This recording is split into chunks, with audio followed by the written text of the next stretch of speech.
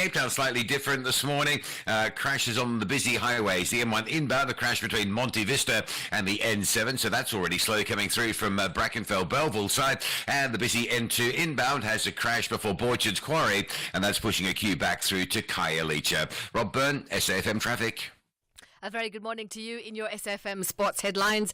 It is soccer action as Mamelodi Sundowns, they've extended their lead at the top to 6 points over Orlando Pirates, and this after beating Golden Arrows. Tennis action, South Africa, they've beaten Nigeria 3-1 in their World Group 2 playoff clash that took place in Cape Town. All the details around 6:30.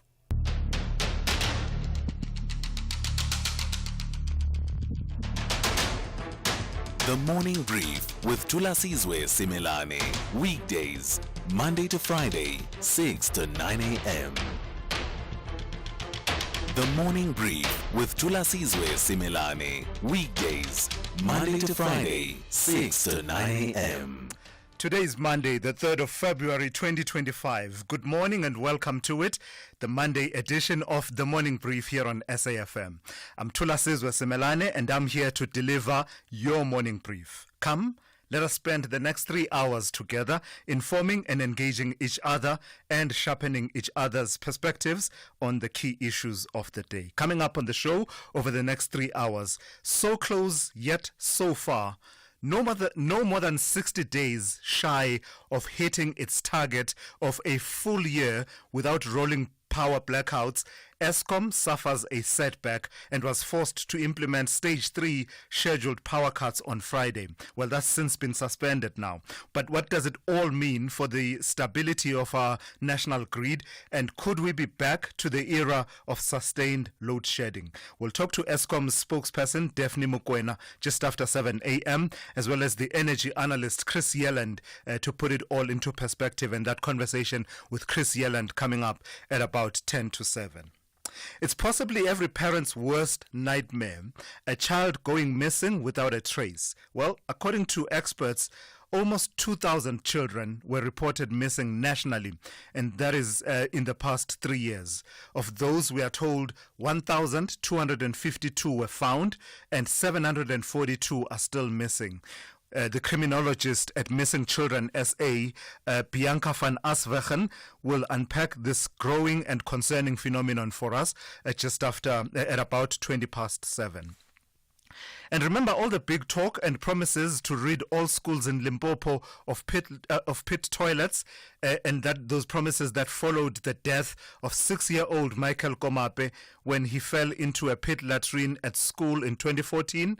Well, in the wake of the court judgment of 2021 relating to that case, calling on the national and the Limpopo education departments to put up a reasonable plan to rid the province of all pit latrines, guess what? Scores of schools continue to use pit toilets as the department in Limpopo has set and missed deadline after deadline.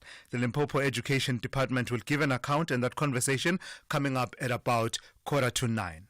So what's on my mind this morning? Well, 2 newspaper headlines, headline posters really, triggered something of a debate in my circle of friends. The first one, quote, SANDF mowed down hundreds of M23, end quote. And that was the headline screaming from the poster of the Sunday World.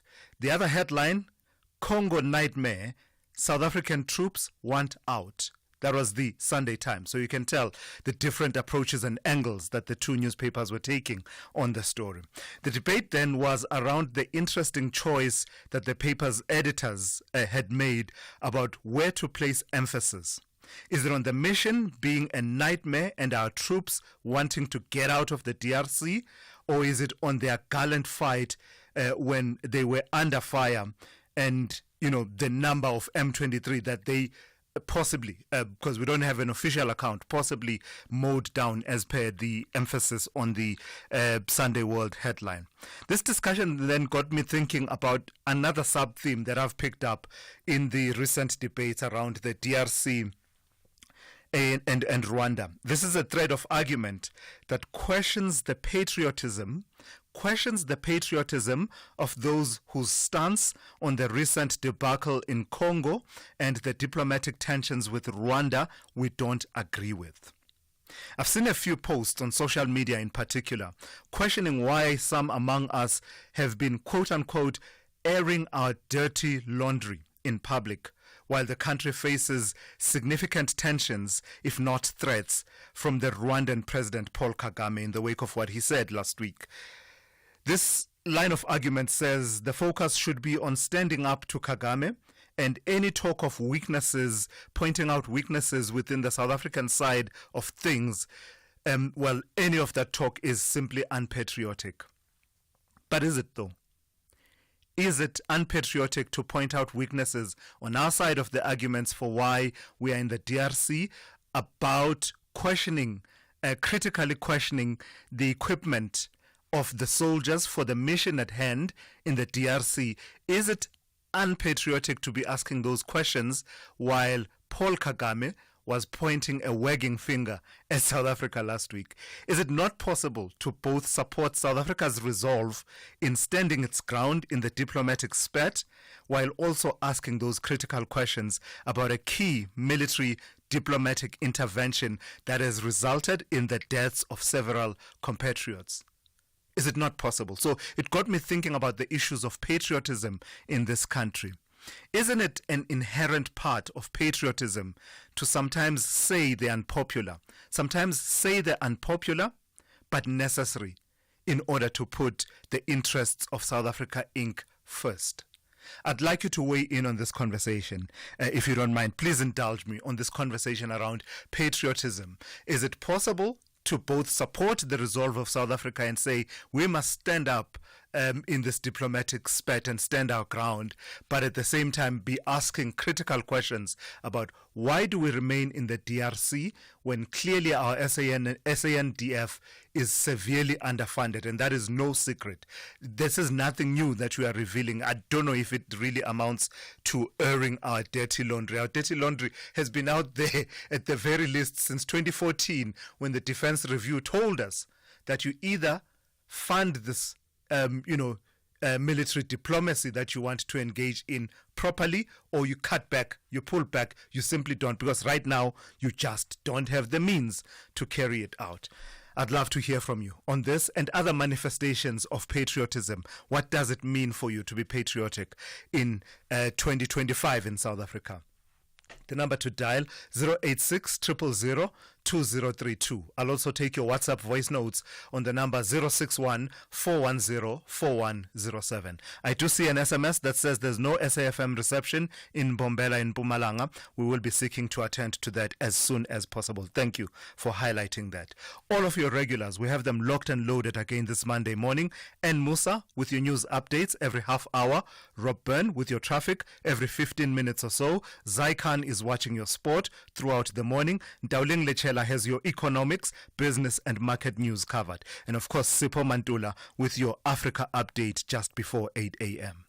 This is SAFM. We are leading the conversations that move us. The first hour of the Monday edition of the Morning Brief starts now.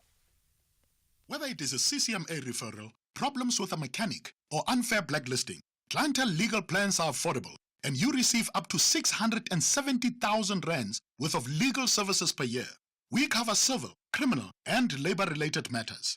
Our legal team will be your support 24 hours a day. SMS SAFM to 32195. That's SAFM to 32195. Clientele General is an authorized FSP and a licensed non-life insurer. T's and C's online. Standard rates apply. Get back to the grind with Buco, where every journey begins. We're a trusted partner who's there with you every step of the way. From sand to sandware, basins to bricks, and paint to PPE, we provide the tools and support to make your vision a reality. We believe every measured cut and carefully placed nail leads to more than a building. It's about trust, safety, and the assurance that no matter the challenges, it will all come together. Find your nearest store on buco.co.za. Begin with Buco. Buco. The Daily News Diary on SAFM. Hey, Anne, good morning to you. Good morning, Tulas. Why did you stutter? You know It's not me. Not me. What is it? What's happening? Someone's fingers are not doing the job. finger trouble. How's the legs feeling? I'm good, man. I'm good. I've recovered. That's good. That's Yeah, good. Had a good run. It was a half marathon. Didn't do the full thing. So I'm building up. I always build up gently at the start of the year before going to the full marathon distance. That's great. That's Enough great. about me. How was your weekend? It was okay. It Yeah? was good. Nothing much. Taking it easy. Watching soccer. Nice.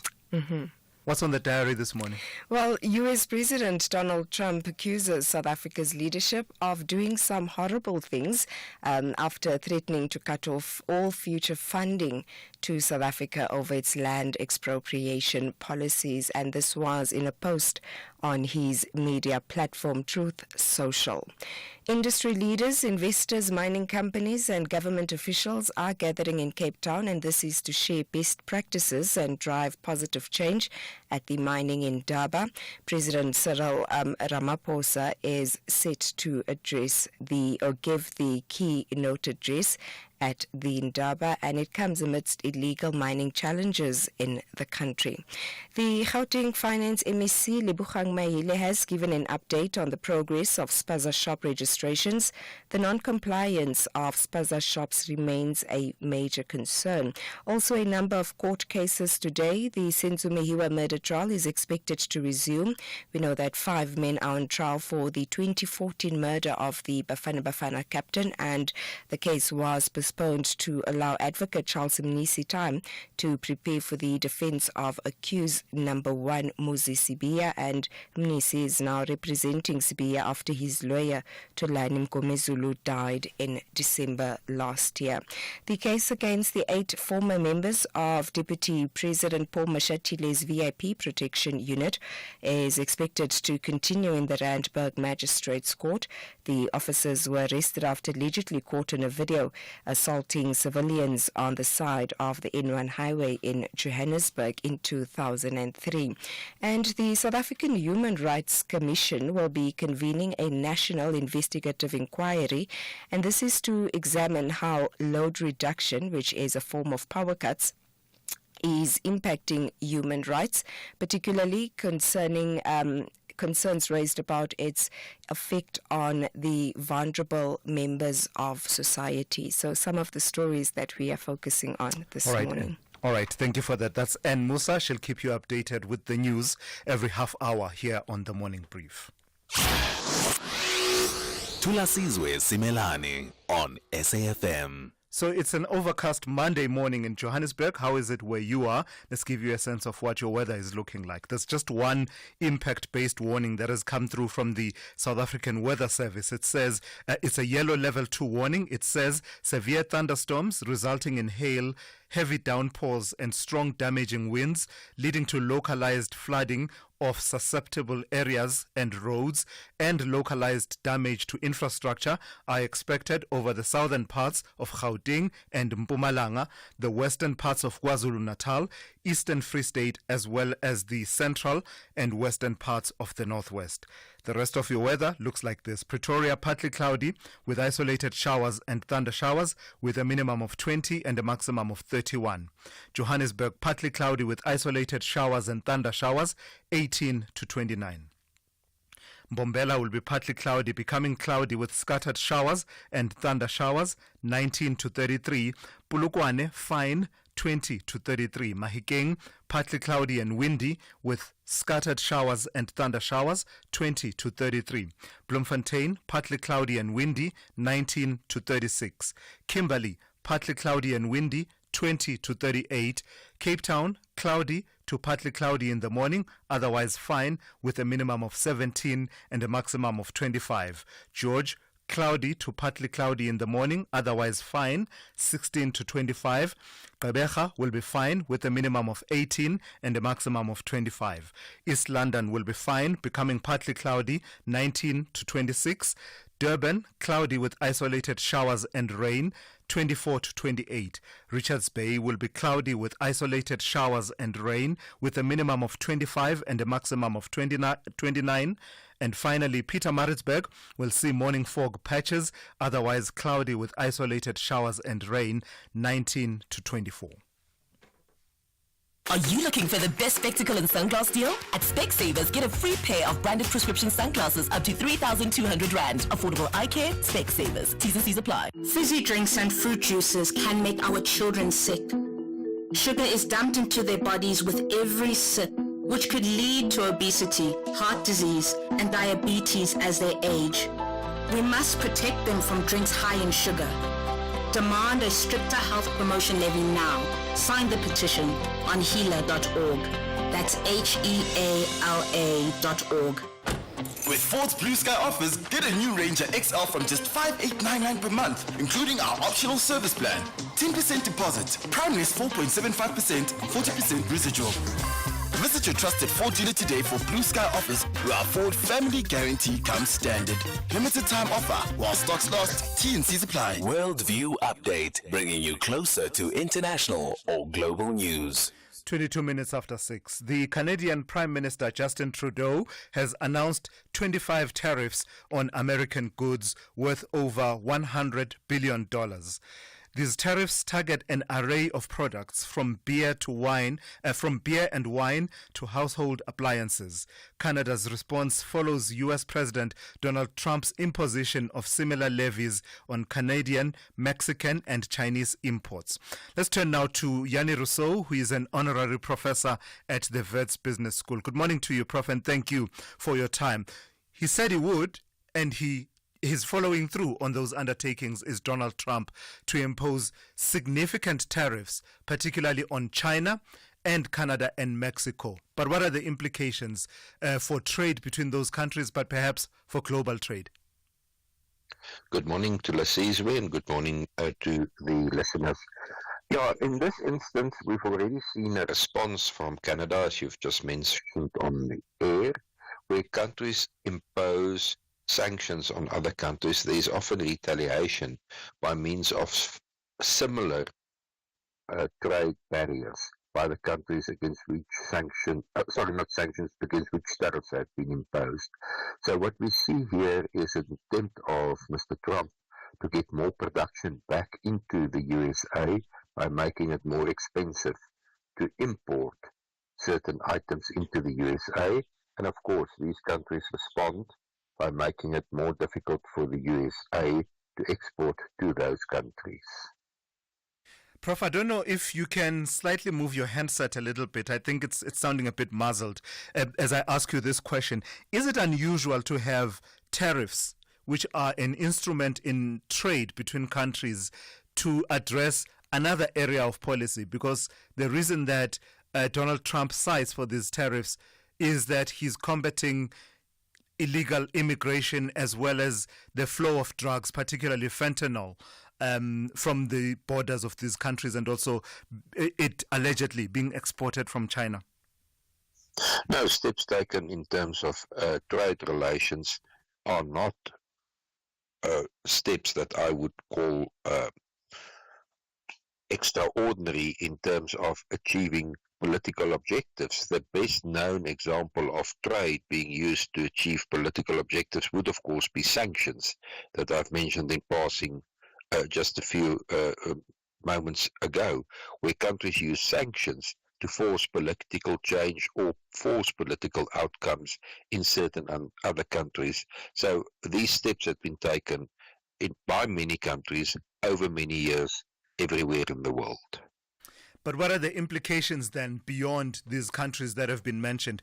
There's a feeling, Prof, that Donald Trump is just getting started. And he did say that, you will see. And he's already pointing a finger at the European Union as the possible next target. So you end up with what you economists call trade wars. No one wants a trade war, do they? I fully agree with you, Thulasizwe, and South Africa must really look after its own interests in such trade wars. South Africa has a special export dispensation for value-added manufactured goods into the USA in the form of AGOA. And AGOA is something that Mr. Trump can remove overnight. So for South Africa, it's very important to watch this space and to play clever in this space as to make sure that we do not face similar trade wars from Mr. Trump and from the USA, similar trade steps against South Africa, which will be a severe blow to the South African economy. But how can we possibly do that? Because there's a sense that there's no predicting which direction Mr. Trump is going to turn. You just never know. Well, South Africa should be clever in choosing its international partners. It should be clever in making or not making certain international statements. It should be clear to the USA that South Africa is trying to have a neutral policy position on certain international issues on which the USA feels very strongly. South Africa should therefore make sure that it does not get on the wrong side of the USA. And the best way to do that is to stop making statements about developments in the USA. Try and keep out of those things by not having a public opinion from government side on these issues. Yeah, I think many would say that South Africa doesn't take any position on issues in the US, but I take the point you are making about other issues of international concern and the question of whether or not neutrality is always the best policy that we can leave for another day. But I wanted to check with you, what we are seeing now in the form of countries imposing trade tariffs on each other. I thought that's what the World Trade Organization was about, right? Moving us from that general agreement on trade and tariffs and encouraging a regime of fewer barriers to trade globally. This seems to me that is going to be a reversal of progress of many, many decades. Yeah, indeed, it's a reversal of progress.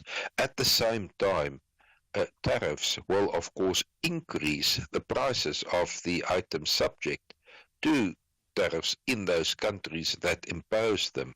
So the items imported from, the goods imported from the countries where Mr. Trump has now imposed tariffs, those items will now be more expensive in the USA, and incidentally, for at least 1 year, will contribute to higher inflation in the USA. So we also have to accept that tariffs are paid by the people in the country imposing such tariffs. And it is indeed moving backwards in terms of international trade and free trade, which the World Trade Organization is trying to achieve as an objective. So from that perspective, we are not making progress. So is it then the position that you impose tariffs on products from a country? It doesn't necessarily mean that those products won't be imported. They will be, but the tariff will be factored in the price that the people in your own country end up paying. Is that the position? Yeah, that's the position. But at the same time, I should also add that the tariff being imposed is a form of government revenue for the country imposing such a tariff. So in this case, the federal government in the US will get some extra revenue from these tariffs being imposed on those goods. All right. Thank you for your time and your insights this morning. That's Yanni Rousseau, who is an honorary professor at the Wits Business School. We've been talking trade tariffs. The tariff wars seem to be well and truly on between the United States, Canada, and Mexico. We haven't seen the response from China just as yet. 6:30, let's check in with Ann Musa now with the latest news headlines. Good morning. Thanks to us. In the headlines, US President Donald Trump says South Africa's leadership is doing some terrible things after threatening to cut off all future funding to South Africa over its land expropriation policies. Gauteng Finance MEC Lebogang Mahile says the non-compliance of spaza shops in the province remains a major concern.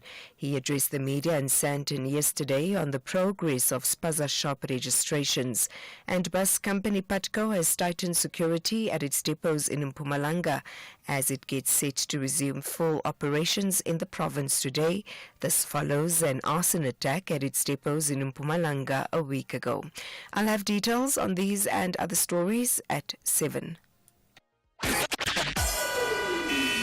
SAFM.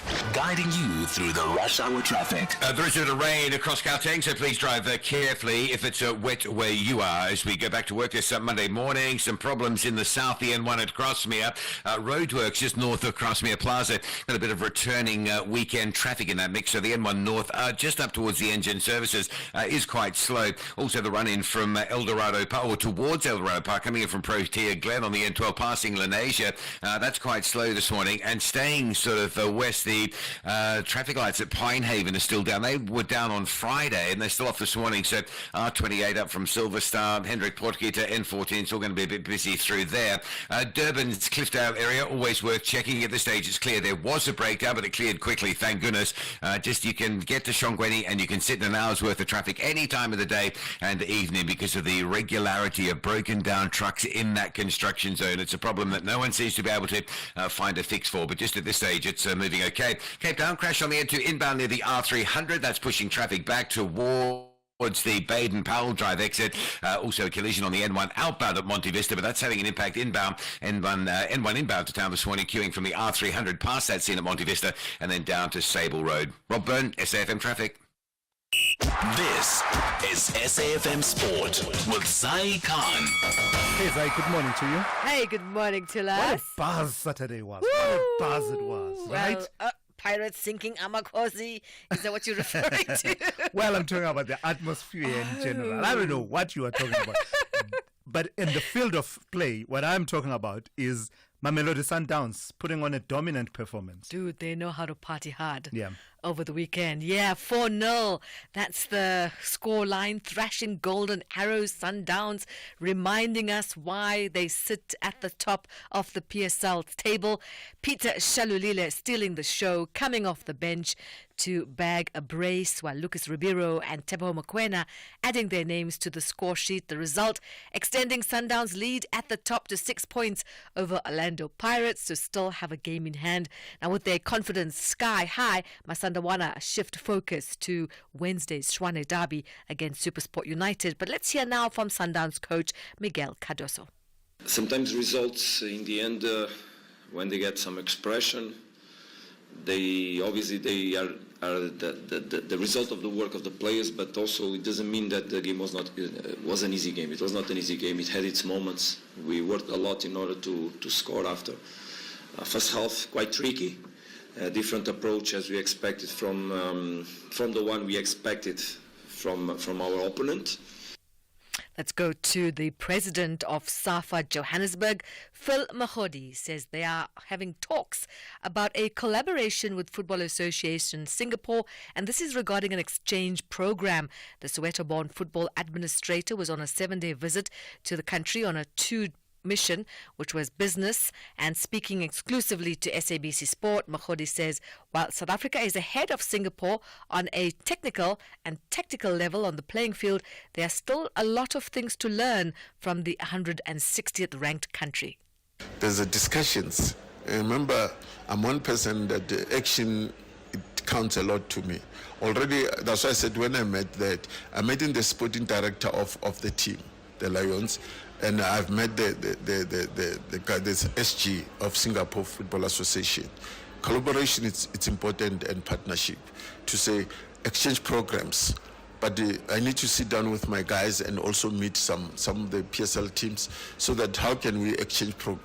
Remember, exchange program goes into the high level of taking these professional players there. They must go in there. And some of the Chinese must come and play in South Africa and see if they are good enough to play in our leagues. So it's important to look at this broadly. TS Galaxy returned to winning ways in the Betway Premiership following a 2-0 victory over Cape Town City at the Mbombela Stadium. Now, SABC Sport understands that Cape Town City appear to have identified their next coach, with Andries Ulderick expected to take the reins next season. Information gathered by the public broadcaster indicates that the 55-year-old with the UEFA A license has already communicated his desire to leave Glasgow Rangers in the Scottish Premier League. Elsewhere, Arsenal thrashing champions Manchester City 5-1 at the Emirates Stadium to send Mikel Arteta's side back within 6 points of Liverpool. Premier League leaders Liverpool had cranked up the pressure. They beat Bournemouth on Saturday, but Arsenal offering a statement victory in reply to pile more misery on the struggling champions, Manchester City. Now, Tottenham battled their way to a 2-0 victory at Brentford to end their 4-game losing streak and end up to 14th on the table. And tennis South Africa's top-ranked player, Philip Henning, led the charge yesterday, digging deep to carry the Renault SA Davis Cup team to a 3-1 victory over Nigeria in their World Group 2 playoff clash that took place in Pretoria. And finally, cricket. Veteran Dane Pitt led a brilliant spinning performance as MI Cape Town thrashed the Pretoria Capitals by 95 runs in their final SA20 League match at Newlands in Cape Town yesterday. Pitt claimed 3 wickets off 28 in 4 overs to lead his side to a bonus point victory as the Capitals were spun out for 106 in pursuit of MI Cape Town's 201 for 5 after Colin Ingram had won the toss and decided to bat first. And that's it from all the goals and the wickets and all the action in between. We'll have more sport on the morning brief at the top of the hour. I'm Zai Khan. The Business Update on SAFM. Let's say good morning to Ndauling. Ndauling, good morning. How was your weekend? Morning, Thulasizwe. My weekend was fantastic. I hope yours was great. Yeah, it was good. It was good. So let's start in the United States. The quarter 4 economic growth figures are out, and it seems there's a bit of a slowdown there. That's right, Sula. So the U.S. economy hitting a speed bump at the end of last year as growth slowed. In the fourth quarter, the economy grew at an annualized rate of 2.3%, down from 3.1% in the previous quarter. Now, this was mainly due to a decline in business investment, which was partly caused by a strike at Boeing. Other factors included a decrease in business inventories and a surprise drop in imports. Economists had expected a stronger growth rate, but the actual figure was slightly lower than forecast. Now, inflation also saw a slight increase, with the personal consumption expenditures price index, excluding food and energy, rising by 2.5% compared to 2.2% in the third quarter. Despite this, domestic demand remains strong, with final sales in private domestic buyers increasing by 3.2%, somewhat providing relief to economists. Now, for the full year, the economy grew at a rate of 2.8%, slightly lower than the 2.9% growth rate in 2023. And despite the slowdown, the economy is still expanding above the 1.8% rate considered non-inflationary by Fed policymakers. So that also providing some relief. So the overall story is the economy continues to grow, but slower than it was growing before. Okay, yes. Got it. Now, focusing on China then, tell me about factory activity in that country. Now, China's manufacturing sector also experiencing a bit of a slowdown at the beginning of the year as the country prepares for a fresh round of U.S. tariffs. Now, the Caxton S&P Global Manufacturing PMI dropped to 50.1, falling short of the 50.5 forecast. Although the PMI remains above the 50 mark, indicating expansion, the reading is a decline from the previous months. The slowdown in factory activity is attributed to upcoming U.S. tariffs, which is showing slower demand due to those tariffs coming in. And the tariffs announced by U.S. President Donald Trump will impose a 10% levy on Chinese goods. This development has raised concerns now about the potential impact on China's economy, which is already struggling. Now, China's economic growth has been facing challenges, with the country struggling to boost domestic demand and navigate a prolonged real estate downturn.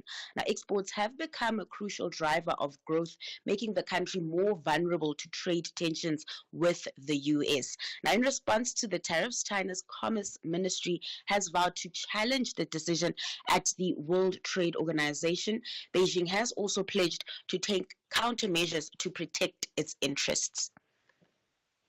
All right, Ndauling, give us our first recap of market activity for this hour. So markets closed last week on a sour note to us as traders started assessing the impact Trump's tariffs could have on the global economy. With that, U.S. stocks closed in the red, the Dow Jones taking the biggest hit there, down at 0.75%. The mood was slightly better here at home despite the short load shedding announcement we had over the weekend. The All Share closed 0.33% higher, boosted by resources gaining 2%. The rand, however, not faring well, tumbling to 19 rand to the dollar. Now, the possibility of more power outages just weighing on sentiment. In addition to that, local unit really being dragged by sour emerging market sentiment following Trump's tariffs on EM countries like Mexico and China. Looking at those Asian stocks, now a sea of red on that front, and as those trade tensions, of course, between Washington and Beijing continue to escalate. All right, thank you for that. That's Ntauleng Lechela. That's the first of her 3 reports on the markets, the economy and business. Look out for the second one just after 7:30 here on The Morning Brief. Big stories of the day. #The Morning Brief.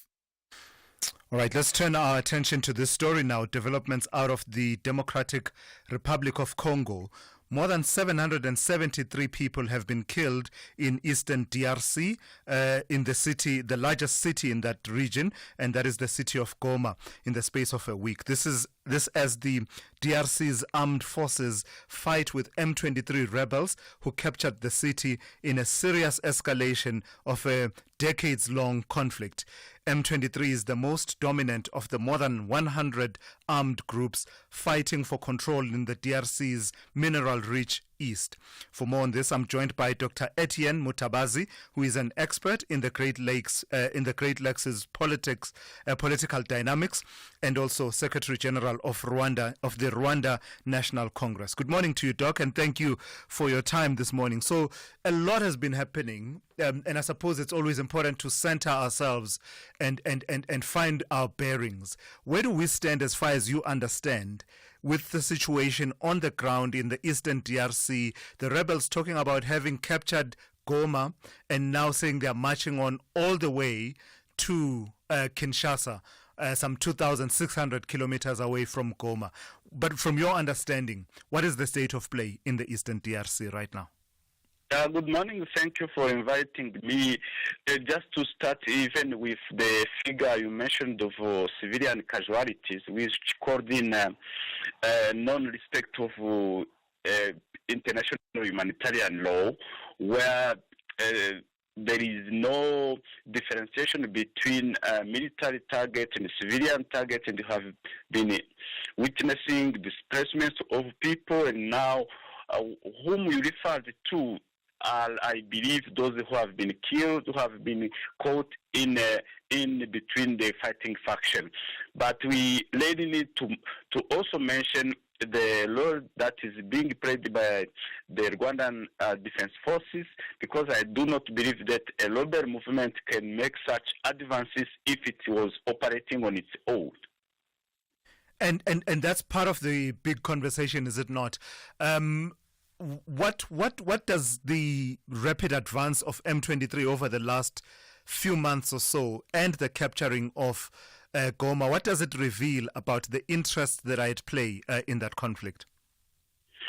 Well, it's a complex conflict, but though M23 is advancing, and apart from some few public appearances that we witnessed recently after the taking over Goma by M23 leadership, but we have witnessed the rather President Kagame speaking on behalf of those forces, and we are now talking just from the media perspective, but if one were to go on the ground and see who is doing what, I think the big part of the fighting are being planned, executed, and controlled by Rwanda. I think that's where we need to focus our attention to really consistently call upon Rwanda to withdraw its forces from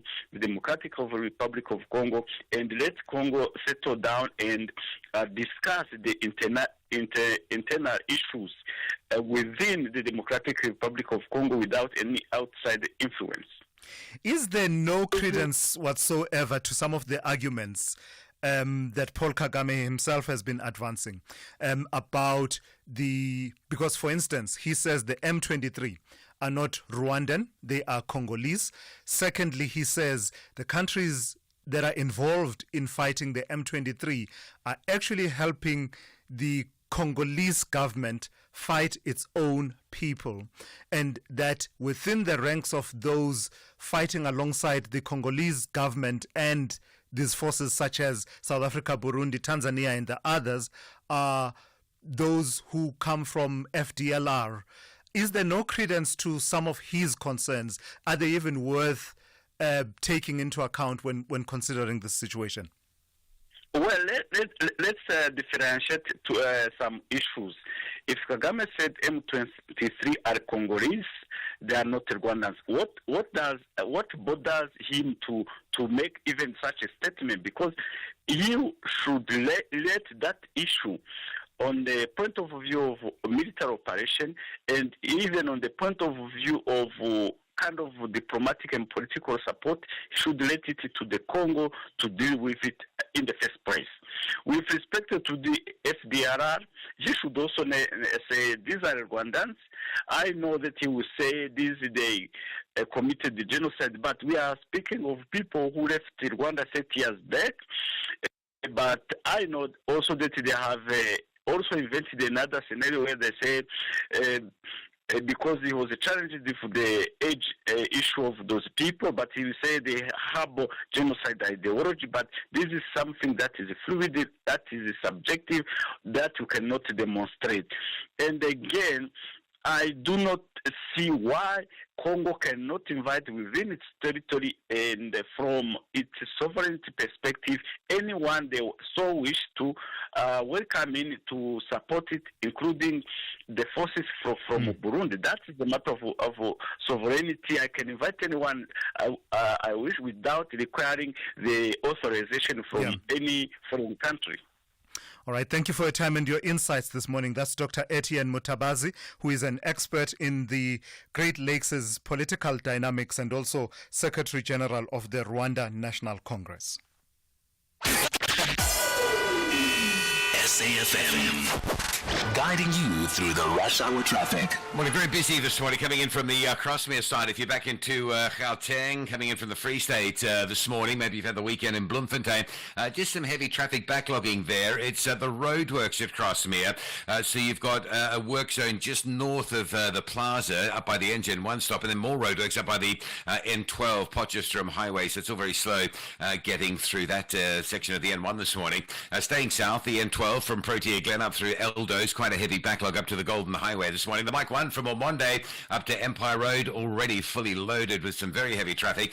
Leaving Olifantsfontein, Blue Hill side, Olifantsfontein through Lever, no traffic lights there, no traffic lights at the N1, so heavy backlogging. And into Pretoria this morning, Esky and Pethletti at Marabastad and the Dustport Tunnel, southbound, both under a bit of pressure. Durban, the Kumashu Highway already backing from Dust Road, Malandela Road side, all the way down towards the N2. Busy one going into Pinetown, the M7 queuing from Hans Detman up to St John's Avenue Bridge territory. And Cape Town, two crashes on the highways going out of town, actually causing delays coming inbound due to the onlooking. So crash at Monte Vista outbound, the N1 inbound backs from Kraaifontein, don't leave it too long to get into that. And the crash on the N2 out of town at Lusbeek Parkway, causing onlooking delays coming inbound, the N2 inbound from Robert Sobukwe to Hospital Ben's heavy. Before you even get there, there's still a big queue passing Khayelitsha on the N2 between Baden-Powell and the R300. Rob Byrne, SAFM Traffic. Action is getting tougher in the second half of the league. The Folks want to ease off pressure with a win, but the Eagles aim to fly with 3 points to remain in the top 5. This is the Bundesliga, football as it's meant to be. Catch Borussia Mönchengladbach FC versus Eintracht Frankfurt FC on Saturday, 8 February at 7:30 p.m. live on SABC Sport on DTT Channel 4. Also available everywhere, for everyone, always on SABC Plus and SABCSport.com. Proudly brought to you by SABC Sport. For the love of the game. Our story is a South African story. Anchored in the belief that it takes all of us to build a country that thrives. To educate our children for a brighter future. To care for our health and well-being.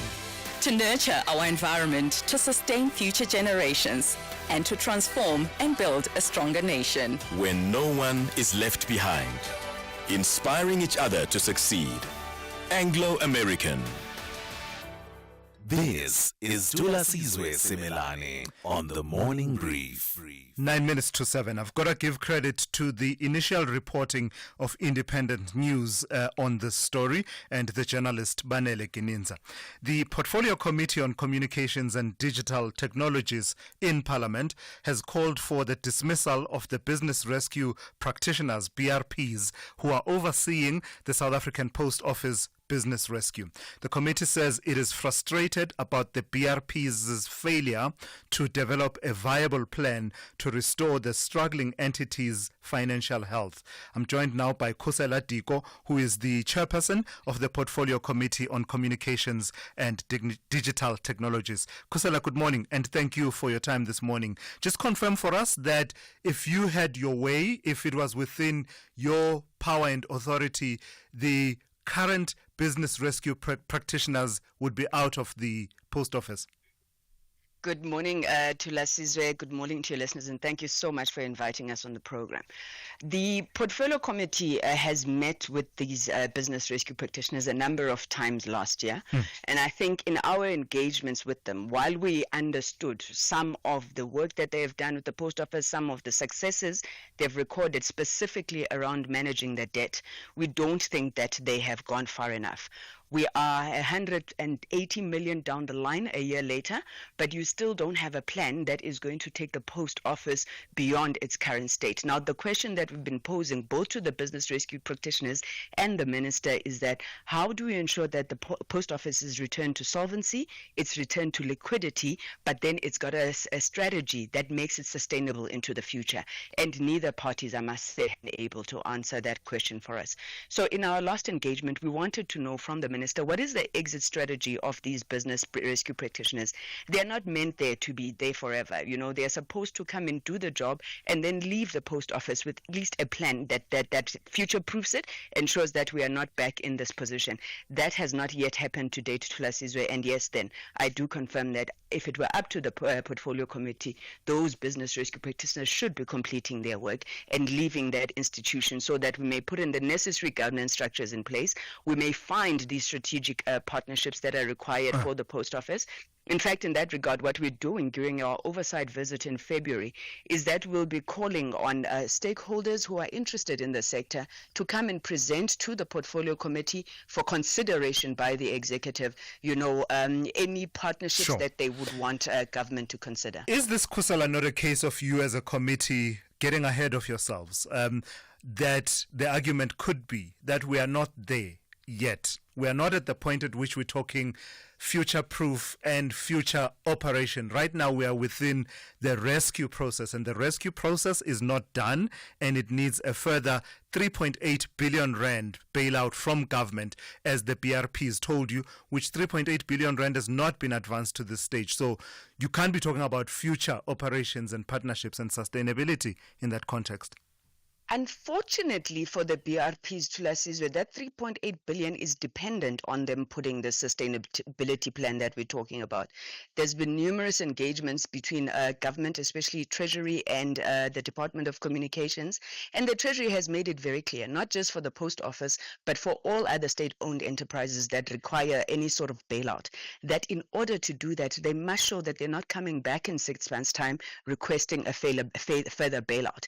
And what we sought to do when we first learned that the post office within, I think it was by 31st of October of last year, would not have the funds to be able to sustain itself beyond that point. We engaged them, understanding exactly the conditions that the Treasury has put on them.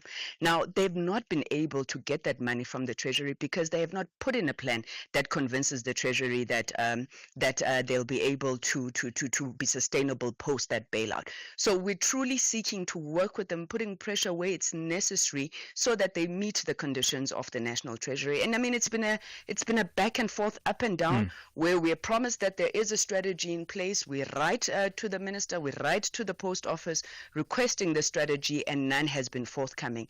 And we were told as well, that a lot of money has been spent on that strategy as well, but why it remains a secret, your guess is as good as mine, honestly. All right, Kusela, let's leave it there for this morning. That's Kusela Diko. She is the chairperson of the Portfolio Committee on Communications and Digital Technologies. Thulasizwe Simelane on SAFM. So we had to quickly react and bring you this story. A post on Truth Social, Donald Trump's social media platform, by the U.S. president. He says South Africa is confiscating, I'm quoting here, he's quoting, he says South Africa is confiscating land and treating certain classes of people very badly, in capital bold letters. It is a bad situation that the radical left media doesn't want to so much as mention. A massive human rights violation at a minimum is happening for all to see. The United States won't stand for it. We will act. Also, I will be cutting off all future funding to South Africa until a full investigation of this situation has been completed. Let's bring into this conversation then Neil Diamond, who is the president of SACUSA. SACUSA is the South African Chamber of Commerce in the United States. Good morning to you, Neil, and thank you for your time this morning. You are concerned by the sentiments by Donald Trump. Tell us a bit more about what exactly concerns you with what he has said. Yes, good morning, and good morning to your listeners. As we know, the US is South Africa's most significant trading partner, with the African Growth and Opportunity Act, AGOA, playing a crucial role in facilitating trade between our two economies. We don't want to be on Donald Trump's radar at this stage. South Africa exported over $6.5 billion worth of goods under AGOA in 2024, and key industries such as automotive manufacturing, agriculture, and mining. The potential of revocation of AGOA and other trade benefits to South Africa would be a significant problem for us as a business community. Other than that, the United States have pledged nearly $440 million in assistance to South Africa in 2024, supporting various economic, healthcare, and social initiatives. Any potential withdrawal of this support, along with the threats to review trade agreements, could significantly impact critical sectors and communities reliant on these partnerships. President Trump has suspended these payments for 90 days. The Trump administration and the White House is currently reviewing these payments to South Africa, and I think that Trump's comment is signaling a danger for us and an opportunity that we lose this funding from the United States. Is there a role for you to play here, Neil, to ensure that the decisions that Donald Trump and his administration take are based on accurate information? For instance, he's talking about confiscating land and treating certain classes of people very badly. I don't know, you and I can just agree that confiscating land is really not happening in this country. Neither is the newly passed Expropriation Act about confiscating land in the way that, if you read it properly, in the way that he is saying. And treating certain classes of people very badly. I don't know what role you can play. What role are you playing in clarifying so that if he takes his decisions, fair and fine, but they are based on accurate information? SACUSA remains committed to advocating for the interest of South African business in the United States and fostering strong, mutually beneficial trade relationships between our two nations. In this regard, we call on business leaders, policymakers, and our diplomatic representatives to engage in fact-based discussions that can support long-term economic stability. As the Chamber, we attempt and endeavor to provide accurate information to our members and to the US business community. We don't know where President Trump gets his information, but whether that information is relayed to him correctly or incorrectly, we need to raise our voice. As SACUSA, we are doing our part on business, but we're also calling on the South African government and our ambassador, Ibrahim Rasool, to do the same on a diplomatic and political base. Let's get the facts to the White House. Let the White House not make assertions and allow the president to make comments based on a non-factual basis. Yeah. All right. Thank you for joining us at such short notice. That's Neil Diamond, who is the president of SACUSA. SACUSA is the South African Chamber of Commerce in the United States. And that brings us to 7 a.m. Let's check in with N. Musa with the latest news. Outsurance will go out of their way to try and save you money on your car insurance. If they can't, ask for 500 Rand. SMS out to 30760. Now that's good news.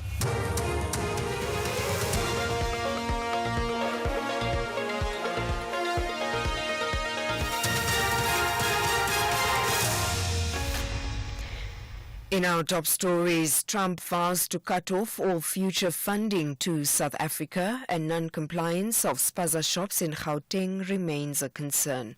Good morning. US President Donald Trump says South Africa's leadership is doing some terrible things after threatening to cut off all future funding to South Africa over its land expropriation policies. In a post on his media platform Truth Social, Trump says South Africa was confiscating land and treating certain classes of people very badly. Asked by a journalist why he had singled out South Africa among all the African nations, this was Trump's response. It's only South Africa. Terrible things are happening in South Africa. The leadership is doing some terrible things, horrible things. So that's under investigation right now. We'll make a determination. And until such time as we find out what South Africa is doing, they're taking away land, they're confiscating land, and actually they're doing things that are perhaps far worse than that. Gauteng Finance MEC Lebogang Mahile says the non-compliance of spaza shops in the province remains a major concern. He addressed the media in Sandton yesterday on the progress of spaza shop registrations. The high level of non-compliance has led to the closures of thousands of spaza shops across the province, with Johannesburg having the highest number of closures. Mahile says local government will continue to conduct inspections and shut down non-compliant shops. 7,802 inspections have been conducted in the city of Johannesburg, with 1,444 of the spaza shops and food handling facilities being found non-compliant. In the city of Tshwane, a total of 5,851 inspections have been conducted, with 1,905 being found non-compliant. In the city of Ekurhuleni, 9,433 inspections have been conducted, with 8,848 being found non-compliant. The Durban Magistrates Court is expected to hand down a ruling in the bail application of two businessmen accused of killing a 32-year-old man. It's alleged in December, brothers Farrell and Darren Govender lured Shailen Singh, who's the owner of a logistics company, to a parking lot in Umhlanga and opened fire on him, killing him. According to the state, the motive for the killing is based on allegations that Singh was dating Farrell Govender's girlfriend. Nonjabulam Tungwa Makamo reports. The Govender brothers will today know their fate as Magistrate Kevin Broughton will hand down his judgment. The two have been in custody since their arrest in early January. Opposing bail, the state says it has overwhelming evidence against the accused that includes video footage. However, arguing against the allegations, the attorneys are questioning the identity parade. They claim the state witness failed to point out any of their clients as suspects in Singh's murder. The community of Emondlo under the Abakulusi municipality in northern KwaZulu-Natal has been left without water following a burst water pipe in the area. On Saturday, the area was affected by a heavy storm which affected hundreds of community members. The infrastructure was destroyed, trees were uprooted, and the supply of electricity was disrupted.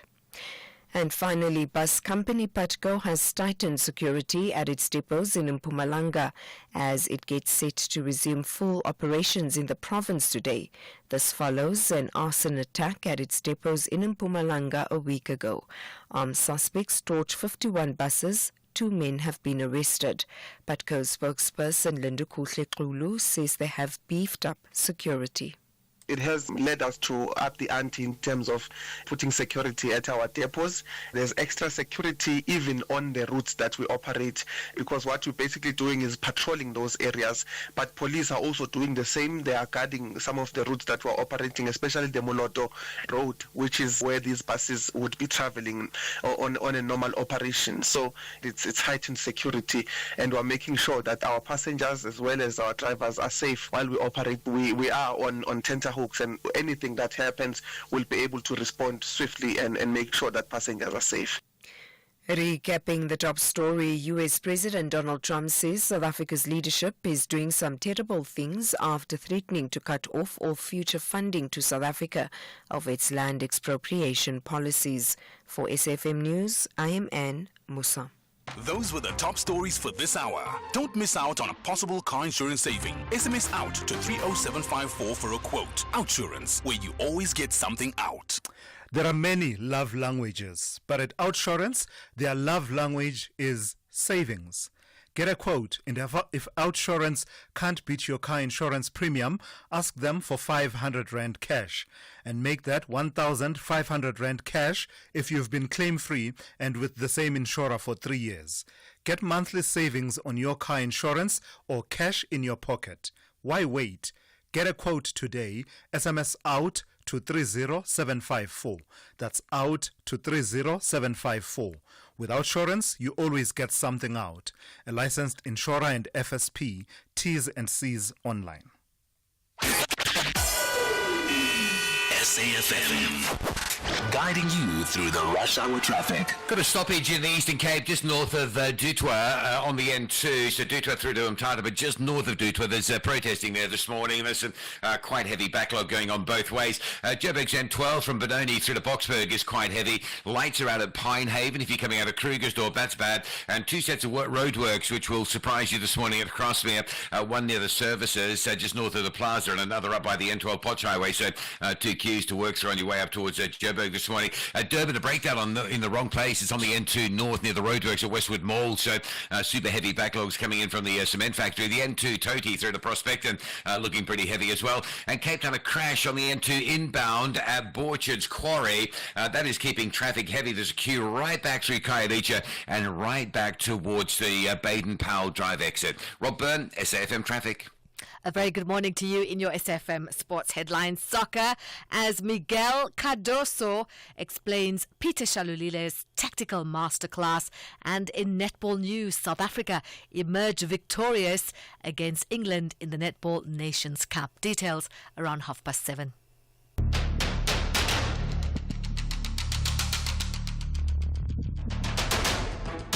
The Morning Brief with Thulasizwe Simelane. Weekdays, Monday to Friday, 6 to 9 a.m. The Morning Brief with Thulasizwe Simelane. Weekdays, Monday to Friday, 6 to 9 a.m. 8 minutes after 7 on this Monday. Good morning. It's good to be in your company. This is the Morning Brief on SAFM. I'm Thulasizwe Simelane. Coming up over this hour, well, it was... Hello, Darkness, my old friend, for a little bit there. And this was on Friday as Eskom announced the return, albeit briefly, of rolling power blackouts, announcing load shedding at stage 3. In the next few minutes, I'll be in conversation with Daphne Mukwena, who is the Eskom spokesperson, to actually gauge whether or not that setback may be signaling that we're back in troublesome terrain as far as the national grid is concerned. Then we'll tell you this, about 2,000 children were reported missing in the past 3 years, and that is the figure nationally. Of those, we are told 1,252 were found and 742 are still missing. I'll be in conversation with Bianca van Aswegen, who is a criminologist at Missing Children South Africa. And towards the end of this hour, at about 10 to 8, you will have heard, of course, the reporting we've been doing about the position taken by Donald Trump based on what he says is the confiscation of land in South Africa. We'll be speaking to the economist Roelof Botha of Optimum, and he'll be weighing in about what he says, is confusion and calling for calm, really, about the country's Expropriation Act, which has now been signed by the president. And so we'll talk about that a little bit and what the position is and why Roelof and other economists are calling for calm and a fuller understanding of what the policies do provide for and what they don't provide for. So that's what we've got in store for you in this hour. But of course, as always, you are a critical part of this conversation. Give me a call and weigh in. The number to dial 086 000 2032. I'll take your WhatsApp voice notes on 061 410 4107. This is SAFM. We are leading the conversations that move us. The second hour of the Monday edition of the Morning Brief starts now. V up your 2025 with Vodacom Business and Galaxy AI. Save up to 20,000 Rand with trade-in when you pre-order the new Samsung Galaxy S25 Ultra 256 gig on a Red Business 1.5 gig plan for just 1,539 Rand per month over 24 months. Enhance your deal with the Samsung Galaxy Watch 7 eSIM for 69 Rand extra per month. Available in-store and online. Further together. Vodacom Business. Whether it is a CCMA referral, problems with a mechanic, or unfair blacklisting, Clientele legal plans are affordable, and you receive up to 670,000 rands worth of legal services per year. We cover civil, criminal, and labor-related matters. Our legal team will be your support 24 hours a day. SMS SAFM to 32195. That's SAFM to 32195. Clientele General is an authorized FSP and a licensed non-life insurer. T's and C's online. Standard rates apply. The Morning Brief with Thulasizwe Simelane. 12 minutes after 7. Let's turn our attention to energy matters now. And Eskom has announced the suspension of load shedding on Sunday morning after it introduced it back on Friday. The utility attributed the restoration of electricity supply consistently to the replenishment of its emergency power reserves. Eskom said last week that there was tight power supply due to unexpected breakdowns and ongoing maintenance at key power stations. Let's welcome into the conversation Daphne Mukwena, who speaks on behalf of Eskom. Good morning to you, Daphne. In a way, you jinxed it, didn't you? As Eskom. On the 21st of January, your head of generation, Bheki Nxumalo, marking 300 days of no rolling power blackouts and setting the target of taking that stretch to a full year. And a week and a half later, boom, we have load shedding back. What happened? Stage 3 is not insignificant. It suggests that something significant happened. Yeah. Good morning to you and good morning to your listeners. So as you know that this was following a really, as you said, 10 months, of uninterrupted electricity supply with load shedding largely behind us. And that was, it's still due to the success of our generation recovery plan that we've been, talking about, since March 2023. Which had led to the structural improvements of our fleet, because our fleet actually is more reliable compared to 2023. And not just that, but we have also seen with this plan efficiency gains of about 16 billion rands that is saved in diesel cost compared to 2023. Unfortunately, we then experienced this setback in the past weekend, where we had to implement about 37 hours of load shedding, and mainly to recover the emergency reserves, that, as you have correctly said, that we used these extensively because we had some sudden breakdowns, especially in our flagship power stations, which was Limpopo and Matimba. But and the good news now, Themba, I think we have that we need to focus on is that we have replenished all our emergency reserves. Our dams are full, and OCGTs are also, adequately replenished. And not just that, but additionally, what we have since Friday, we have recovered about 5,000 megawatts of capacity, which is I think about, if I have to be exact, about 4,700 megawatt that we have recovered as as in addition to us having to replenish our dams fully. So we are, if you look at our unplanned outages, compared to Friday when we started load shedding, we're sitting at about 13,300 megawatts worth of capacity out on unplanned outages, and currently as we speak, we're sitting at about 11,800, which means that we have improved unplanned outages by about 1,500 rand. I suppose definitely 1,500 megawatts. Yeah. I suppose definitely for many listening, they'll be asking themselves, now that that unbroken streak of no rolling blackouts from your side has now been broken, could we be back to the era of regular load shedding? So as I've said that, load shedding largely, is behind us. So we won't be seeing, having had 10 months of no load shedding, this is just proof enough that that streak or that, frequent load shedding that we used to have is over. And as I said, that our fleet now is more reliable compared to what we had in 2023, and this is because of this plan that we have executed and still executing. Remember, we said this plan will take 2 years. It started in March 2023. It's only ending in March this year, so we're still implementing that plan. And remember, Temba, we also said that we're still not out. We've always maintained that we are not out of the woods yet, and even in our summer plan in August 2024, we did say that if we experience load shedding, unplanned outages at 14,000 and more, we'll start load shedding. So we haven't announced that load shedding is over.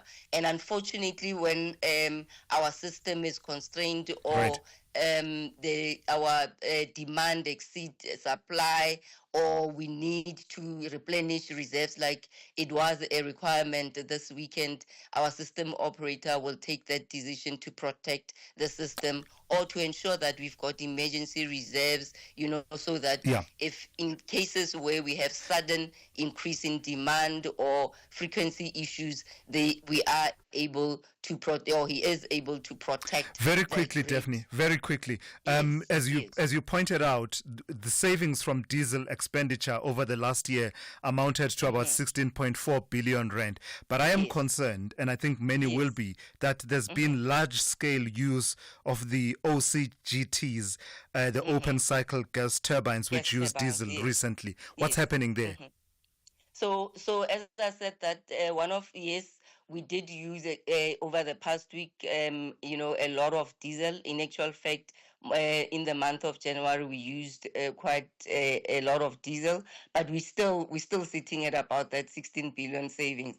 And the outlook currently, as I've said, that we have recovered, a more generation coal fleet capacity of about 5,000. We're sitting at about 11,800 megawatts of unplanned outage. So that means we will be using the diesel now less than we were using them, in the past month. Okay. So the outlook currently, as we speak, it shows that we will be using minimal diesel. We will be the system is stable, and we have emergency reserves that are sufficient to run our operations. Let's leave it there. Thank you for that. That's Daphne Mukwena, who is the Eskom spokesperson, and listening to that is the energy analyst Chris Yelland. Chris, good morning, and thank you for your time. The reasons advanced by Eskom for introducing the rolling power blackouts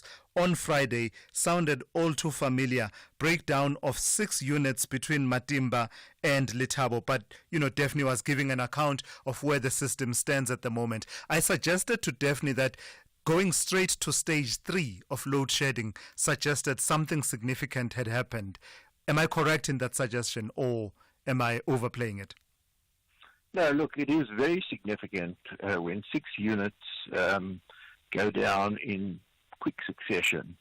Eskom's reason for this, for those 6 units, was boiler tube leaks. Now, as you say, that is a very familiar refrain that we've heard over the last, say, 4 or 5 years. Boiler tube leaks are really a sign that there is a lot of wear and tear on the boilers, resulting from normal aging, as well as from running the boilers hard. And remember, these are, somewhat old plants, and so one can expect wear and tear on aging plants.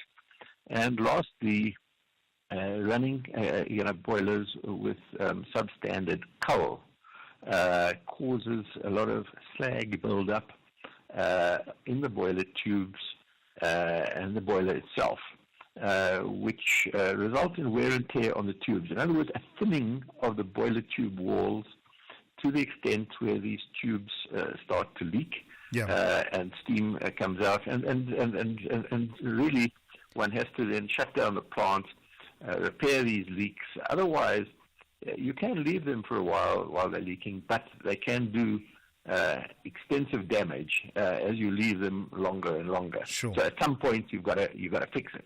So, Chris, Daphne was giving an update of the recovered generation capacity and juxtaposing that with the unplanned outages that are currently, I think she said, at about 13,000 megawatts or thereabouts was the estimation. When we hear all these figures, what are we to make about the state of the stability of our national grid, and importantly, the question of whether or not we could be back to an era of sustained load shedding? Yeah, look, the figure given of 14,000 megawatts, of unplanned outages is relatively low compared to what it has been in the past. But Eskom is doing increased maintenance, which means more units are taken out for planned maintenance. And coupled with that, we're moving into an era of high demand and also hot weather, causing some of the power plants to only be able to deliver part of their rated output. In other words, they cannot deliver their full output in the hot weather. And so a number of factors come together, including, by chance, the simultaneous or near simultaneous shutdown of a number of units. Look, units can shut down, and they do shut down randomly on an unplanned basis. Hard to predict. But just statistically, sometimes it so happens that a number of failures occur simultaneously, and suddenly we're pushed from a situation where we think we've got healthy reserves to a situation where we're back in load shedding. And yes, the minister has said load shedding is not over. Eskom have said load shedding, they're not ready yet to call it over because a number of units are running late in terms of bringing them back to service. I'm talking about Medupi Unit 4, Kusile Unit 6, Kusile Units 1, 2, and 3, which are undergoing return to service of their flue gas desulfurization plant. And these sort of delays just worsen the situation. All right. Thank you for your time and your insights this morning. That's Chris Yelland, an energy analyst. At Business Outsurance, ensuring your business is our business. Switch to Business Outsurance today, and you could get a massive 20% discount on your business insurance premium.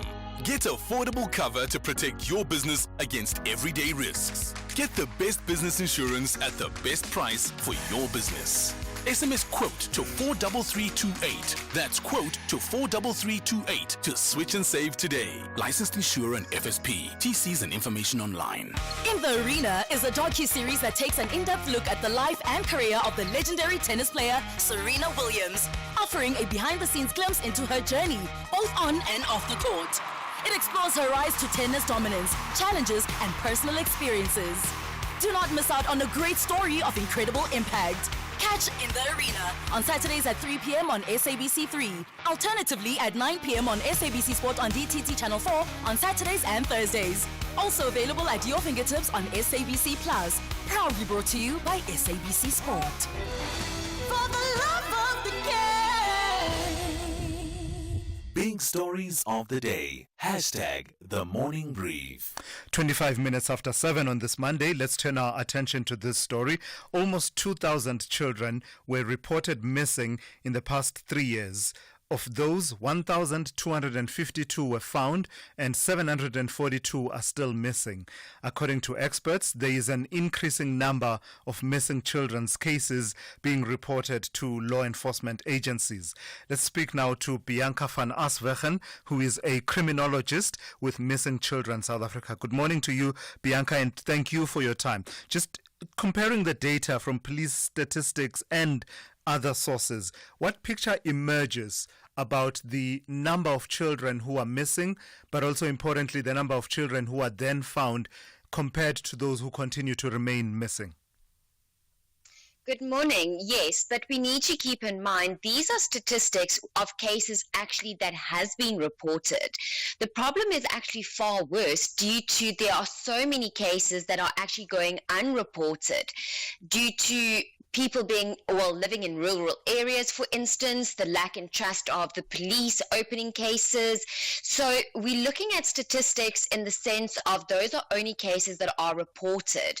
But if we look at statistics aren't going to bring a child back home. So we need to focus on the problem. We need to have the media assist us by sharing those cases of children that are missing, creating the awareness as much as possible so we can follow up on leads that we receive and bring those children that have not yet been found back home safely. And what are the common factors? Are there any common factors that we can identify around the circumstances that lead to children going missing? We've got various reasons why children go missing. We've got children that run away from home, and the increasing number of that we've seen is actually children being abused. That is the reason why they actually run away from home. We've also seen a drastic increase in the last 2 years of kidnappings happening in South Africa. So that's also another factor that's increasing the number of children going missing. And then we've also got human trafficking that is happening. So we need to really start looking at the safety procedures for our children, and we need to remember safety starts at home. But one of the biggest platforms that we've seen where children are actually being lured is our social media. So we really need to focus on that and bring attention to that and educate our parents on what to do and what to look out for with our children's social media. Say a bit more on that. That really is concerning, is it not? Because a lot of children are online and they are engaged to varying degrees, depending on parental control, but to varying degrees. A lot of children are involved in one form of social media or another, be it WhatsApp, be it the likes of YouTube and the likes. So where are the risk factors there that you've identified that perhaps lead to one of the streams through which these incidents occur? Definitely. Now, all our children have cell phones, and we do understand why for any emergency situation, but there's also age restrictions put in place, especially for Facebook, Instagram, all of those social media platforms, but our children are still on them. So we need to start monitoring that, especially our parents and guardians. See who are befriending your children on social media. Many of these social media profiles are fake profiles where we're sitting with a perpetrator on the other side that's actually grooming our children. So we need to look at the privacy settings need to be set correctly. The social media needs to be monitored by their parents or guardians. Just check what the messages is that has been sent back and forth. And also, unfortunately, children are being bullied by each other on social media and maybe WhatsApp. So we need to start talking to our children, seeing what is wrong and addressing the situation and the problems. And I suppose, Bianca, as a parting shot, it's always worth recapping. What are some of the key immediate actions to take, and how soon should you take them after realizing that your child is unaccounted for? Definitely. And once again, this is something that we need to reiterate day by day, that there's absolutely no waiting period in reporting a child or a person as missing. People still tend to believe they have to wait 24 hours. That does not exist. Please report it immediately to your nearest police station and contact us at Missing Children South Africa so that action can be taken. All right, thank you for that. That's Bianca van Aswegen, who is a criminologist with Missing Children South Africa. And I've got to give credit to the initial reporting of the team at Arena Media, Times Live and Sowetan, who were reporting on the case of Rilise Munyai, who's been missing from Chilapala village in Limpopo. That brings us to 7:30. Let's check in with N. Musa with the latest news headlines. Good morning. Thanks to us. In the headlines, Gauteng ANC Provincial Chairperson Panyaza Lesufi says they have welcomed the ANC-NEC intervention in Gauteng. He was speaking at the Provincial ANC's 113th anniversary celebrations at the Alexandra Stadium north of Johannesburg yesterday. A Krugersdorp High School learner has died in a freak sporting accident which took place at the Christian Brothers College in Boksburg, east of Johannesburg, over the weekend. And US President Donald Trump says South Africa's leadership is doing some terrible things after threatening to cut off all future funding to South Africa over its land expropriation policies. I'll have details on these and other stories at 8. SAFM, guiding you through the rush hour traffic. It's a very busy back to work Monday. We've got major traffic coming out of Pretoria on your way to Joburg. Crash N1 south at Olifantsfontein Road. Traffic back through Brockfontein, back through John Foster, and back up towards the Buerta Avenue. It's really heavy, particularly from John Foster. It all gets a bit crazy going down towards Olifantsfontein. Side roads are a mess. The old Joburg Road, Samrand, Brockfontein, Olifantsfontein, all of those routes are dealing with either traffic light problems or congested N1 and alternative route action. There's also some heavy traffic at Pinehaven. Lights are down there, Hendrik Potgieter at the R28 and N14, and also lights down Main and Vidkoppen this morning. Some days they work, some days they don't. They don't this morning, heavy in from the Lone Hill, Kyalami side. Durban M7 into Pinetown's bad, M2 north to Westwood Mall is bad, M4 inbound on Bilo to the city centre is heavy, and Cape Town just really busy. N1 from Kraaifontein this morning, N5 inbound from Parkwood, N2 inbound through Khayelitsha is heavy up to a crash at Borchard's Quarry. With your traffic update, I'm Rob Byrne. This is SAFM Sport with Zai Khan. So let's start with football then, Zai. The coach Miguel Cardoso is raving about Peter Shalulile, is he? Oh, yes. And I think we all are going to have to buy into it, whether we like it or not, because he can't stop talking about Peter Shalulile. I think when Shalulile walks in as well, defenders start walking out because... what a weekend of excitement. Mamelodi Sundowns in control at the top of the PSL standings. 4-0 was their demolition of Golden Arrows at Lucas Moripa Stadium. Peter Shalulile, who turned the game on his head, coming off the bench in the first half, winning a penalty, scoring twice and sealing that win. Sundowns coach Miguel Cardoso credits his tactical tweak for the dominant performance and insists that Sepelele Mkholise's substitution was purely strategic, not a reflection on his performance. More from the Sundowns boss as he defends his decision to sub Mkholise. Any moment a player goes out, or many of the moments a player goes out, it doesn't mean that he's bad on the match. It's a tactical approach, and the values of the team should be much stronger than individual values. That's how I approach the things.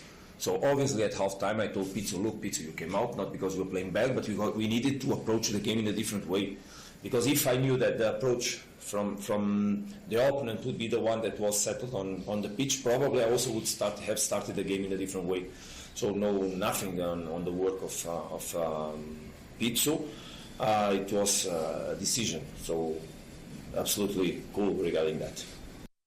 Now, TS Galaxy returned to winning ways in the Premiership this weekend following a 2-0 victory over Cape Town City at the Mbombela Stadium. Elsewhere, Arsenal thrashed champions Manchester City 5-1 at the Emirates Stadium to send Mikel Arteta's side back to within 6 points of Liverpool. Liverpool, they are the Premier League leaders. They cranked up the pressure. They beat Bournemouth on Saturday. Now, Jean-Philippe Mateta scored twice to earn Crystal Palace a 2-0 win at Old Trafford as the Manchester United succumb to defeat again. Tottenham, they battled their way to a 2-0 victory at Brentford. Barcelona moving 4 points behind La Liga leaders Real Madrid as Robert Lewandowski's goal enough to edge past Alaves. Tennis action, and it was South Africa's top-ranked player, Philip Henning, who led the charge, digging deep to carry the Renault SA Davis Cup team to a 3-1 victory over Nigeria in their World Group 2 playoff clash took place at the Groen Kloof Tennis Club in Pretoria. Cricket action, veteran Dane Pitt led a brilliant spinning performance as MI Cape Town crushed the Pretoria Capitals by 95 runs in the final SA20 League match at Newlands in Cape Town. Pitt claimed 3 wickets of 28 in 4 overs to lead his side to a bonus point victory as the Capitals were spun out for 106 in pursuit of MI Cape Town's 201 for 5. And netball news, England, they lost their second match in the 2025 Vitality Netball Nations Cup as South Africa emerged victorious, 61-59 the victory. Here's the Proteas netball coach, Jenny van Dijk. What was different this time around was that the second quarter we didn't fade away like we did in Jamaica, which we knew in the third and fourth quarter we were going to be much better. See, we always do well in those 2 quarters. So, I mean, at a stage in the fourth quarter, we scored 9 consecutive goals in a row, and that was just brilliant. Unfortunately, we couldn't keep up that. We couldn't keep that lead, but nonetheless, we fought it out to the end. Tonda continuing his incredible form with a 2-stroke victory at the My Golf Life Open hosted by Peakenwood, claiming back-to-back victories on the Sunshine Tour as well as his 4th victory this season. Martin Foster finished second on 25 under with a closing 65 and as the only man on the day who came closest to catching Van Tonda. And that's it. We'll be back on the greens at the top of the hour. For the Morning Brief Sport, I'm Zaikan. The Business Update on SAFM. Good morning to you once again in Dowling. So it was something for you and I to banter about and chuckle a little bit when we were saying Donald Trump says tariffs is his favorite word in the dictionary. But I think the banter and the jokes now, it's becoming real now. It's becoming real. Tell me about analysts warning that Trump's latest round of tariffs will have a big impact on the auto industry. Now, Trump's administration's newly announced tariffs of 25% on goods from Canada and Mexico, as well as an additional 10% on products from China, are expected to impact the global auto industry. Analysts say automakers have been adopting a wait-and-see approach, but with the tariffs now in place, they'll likely have to implement contingency plans to offset the additional costs. Now, the tariffs on Mexico could have the greatest impact on the auto industry, followed by Canada and then China. This as many automakers, including General Motors, Ford, and Honda, have factories in Mexico that export a significant portion of their production to the U.S. According to S&P Global Mobility, the tariffs could add $6,250 to the cost of a $25,000 vehicle imported from Canada or Mexico.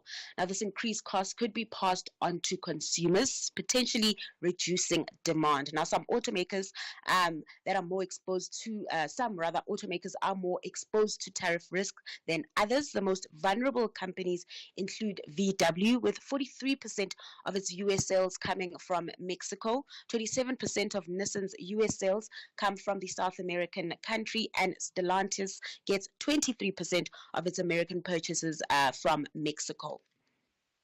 In company news in Dowling, tell me why Nampak is selling its Nigerian business Bevcan? Now, this is all part of its turnaround strategy, where it's letting go of all its non-core businesses to pay off debt and focus particularly on its South African metals business. Now, in a Business Day article, they noted that Nampak's shares soared over 6% to just under 450 on Friday, marking the largest gain in 2 weeks after the company announced the successful sale of Bevcan Nigeria. This transaction, which has already received regulatory approval, is a significant step, of course, in Nampak's turnaround strategy, aimed at deleveraging its financial position and focusing on its metals business in South Africa. The sale, initially announced in June last year, has a final purchase price of $68.2 million, with Nampak receiving $58.2 million in cash. This transaction is expected to reduce the group's debt. Now, Nampak's share price has more than doubled over the past year, driven by the company's turnaround initiatives. These efforts include a number of disposals, such as the sale of its liquid cartons business in the country and the disposal of its 51.4% holding in Nampak, Zimbabwe. Now, the company's CEO, Phil Roux, has highlighted the importance of asset sales in restoring Nampak's long-term health. The successful completion of these transactions has allowed the company to simplify its funding structure and reduce its foreign debt component. All right, please give us our second roundup of market activity for the morning. Kicking things off in Asia, markets plunging deeper into the red this morning, being triggered by the implementation of U.S. tariffs over the weekend, sparking concerns about rising inflation and potentially delaying interest rate cuts by the U.S. Fed. With that, the Japanese Nikkei is down 2.9%. Now, the sour sentiment filtering through to Wall Street, with futures in negative territory as traders assess the full impact of tariffs and await more earnings reports. Then coming back home, markets closed last week fairly on a good note, with the All share up 0.3%. The rand, however, taking a beating, sitting just under the 19 rand mark to the dollar, really being hampered by the overall downbeat mood when it comes to emerging market currencies. Always right on the money. That's Ntauleng Lechela. Look out for one more of her updates, and that's coming up just after 8:30 here on the Morning Brief. Africa Update on SAFM. For that, let's turn to Advocate Sipho Mantula. Good morning to you, Raz, and a happy Monday to you.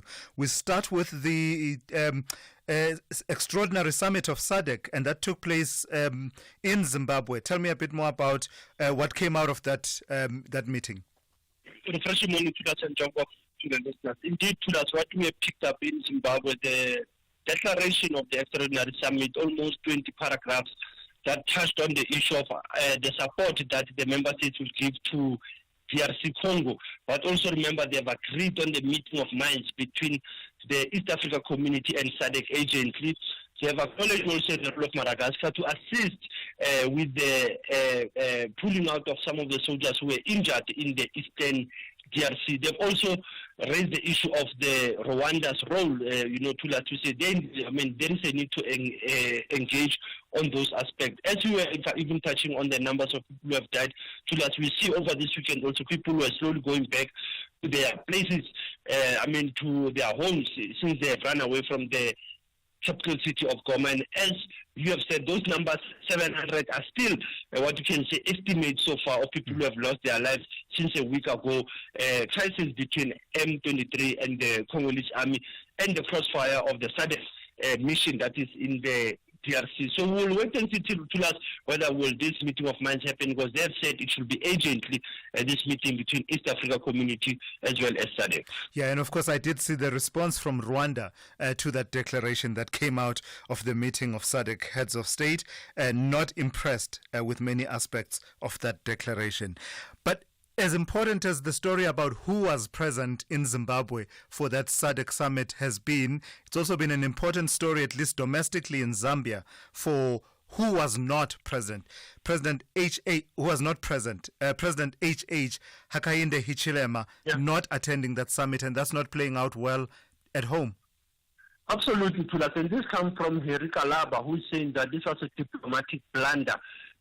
Despite that, HH attended virtually, but his physical absence raises a lot, considering the role of Zambia in the DRC situation during the time of the late President Ledi Munawasa, looking at KK, Kenneth Kaunda also's role, how he has played a key role in the peace issues that affected Angola, Mozambique, South Africa, as well as DRC. The former President Rupia Banda also, how he has engaged on the unrest in Madagascar. Also, they were looking at that Zambia should have played a role by attending this meeting. But we know, Thulas, the tension between Mnangagwa and Hakainde Hichilema is like water and oil. So, Sipho, tell me about the United States carrying out some strikes in Somalia. This is linked to the attack that happened in New Orleans, is it? That is quite true, but now when you look at Donald Trump issuing the first strike against the Islamic State in the northern Somalia, and also claiming that they have killed some of those terrorists in the case, that also shows you the AfriCommand project that the U.S. has been having in the Sahel region, in the African continent, whether in the SADC or whether in the Sahel. Remember, there are two key partners, Niger and Chad, dealt with the American forces, and that's how they've been trying to use those countries to attack some of these places in the North Africa, particularly in the in the north part of Somalia. And that's how Donald Trump is now rejoicing to us as he went on the social media street talking about these airstrikes in the African continent in 2025, just a month after being inaugurated. Take me to Ouagadougou in Burkina Faso, Sipho. So this realignment of the regional bodies there is, it's taking shape, is it not? And now this new bloc that has been formed actually wants to signal that it's serious about regional integration, including the introduction of a new passport. Absolutely, and who was the first even person to receive it? It was Captain Ibrahim Traore from Ouagadougou, that they are celebrating their exit from ECOWAS, and now they are moving into the people's movement, the goods. And now this passport, others were saying, it is important that it's able to deal with the misinformation within the region, that they will still have to rely on ECOWAS passport. Now, as the three countries, the Alliance of the Sahel is moving towards having their own documentation in terms of traveling, and now that the issue of visas will not be needed among the three countries. But remember, ECOWAS has still opened its doors to us and its borders to the citizens of ECOWAS, including the three silent states. And then in your historical archives, Sipho, you're taking us to 3 February 1915. What happened? So this guy, he was a pastor, he was an activist from Malawi. It will be 110 years ago since he passed away, since he died. Reverend John Chilwembe. It's a guy that people of Malawi celebrated in January 15. They celebrate him today. He was one of the persons who took resistance against the Africans who were exploited by the colonizers in the plantation in Malawi. He was able to mobilize, but he was not even successful to us during those years when he was creating all those protests against the colonizers in the SADC region, particularly in the then called Nyasaland, which is Malawi, the land of Kamuzu Banda. So that's how we can see to us very important as we are on the Black History Month, and we are also on the State of the Nation this week in South Africa. Asante sana to us as we are still in the conversation, SFM, observing the Black History Month. That's Umkhabulo there, right there. Umkhabulo with Sipho Mantula. Thank you for that, Raz. That's Sipho Mantula with your Africa update here on the Morning Brief. We definitely know what good insurance is. Our insurance don't delay when it comes to any claims. If something happens to one of our vehicles on the road, service delivery is the main thing. They make sure that you are a satisfied customer from the beginning to the end. It's definitely a win-win with our insurance. Switch to Business Outsurance today, and you could get a massive 20% discount on your business insurance premium. SMS quote to 43328. That's quote to 43328 to switch and save today. Licensed insurer and FSP. TCs and information online. Ever since Uspillion won 5,000 rand, 5 tower on Wheel of Fortune, he only wears white push-in sandals. Star white, Baba. And he owns 10 identical pairs. Before he did not even know the Queen's language. Now, Kalabo, wow. Chance. Let's watch Wheel of Fortune weekdays, Monday to Friday at 7:30 on S3 and see how one spin changed Spillion's life and how it can change ours as well. In just one day. SAFM, guiding you through the rush hour traffic. Morning. A reminder of the protesting down in the Eastern Cape, Dutwa, just north of Dutwa, burning tyres in the roadblock, traffic backing in both directions. Joburg's N3 is heavy this morning from Germiston, Alberton, up past a breakdown at Heldenace, and then all the way through to about Modderfontein Road in the Edenvale area. A lot of traffic in the northwestern suburbs, particularly Rampart Ridge, Honeydew, and the run-in from North Riding to Straighton Park. There's a lot of traffic lights out in that area.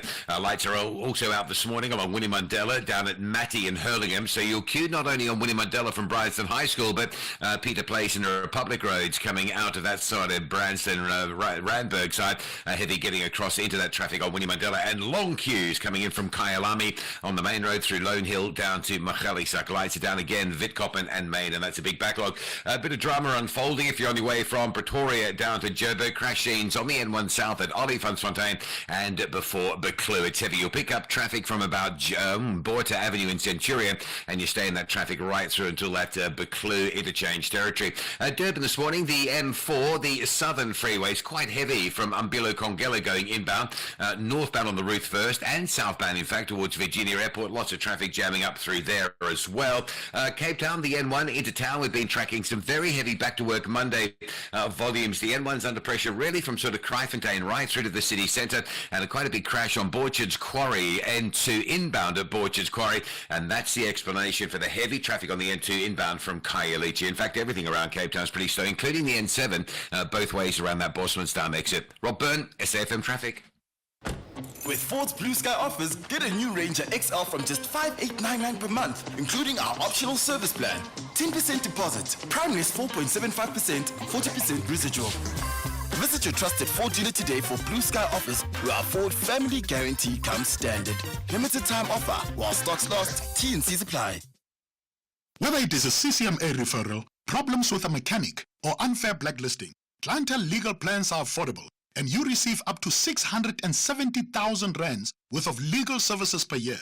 We cover civil, criminal, and labor-related matters. Our legal team will be your support 24 hours a day. SMS SAFM to 32195. That's SAFM to 32195. Clientele General is an authorized FSP and a licensed non-life insurer. T's and C's online. Standard rates apply.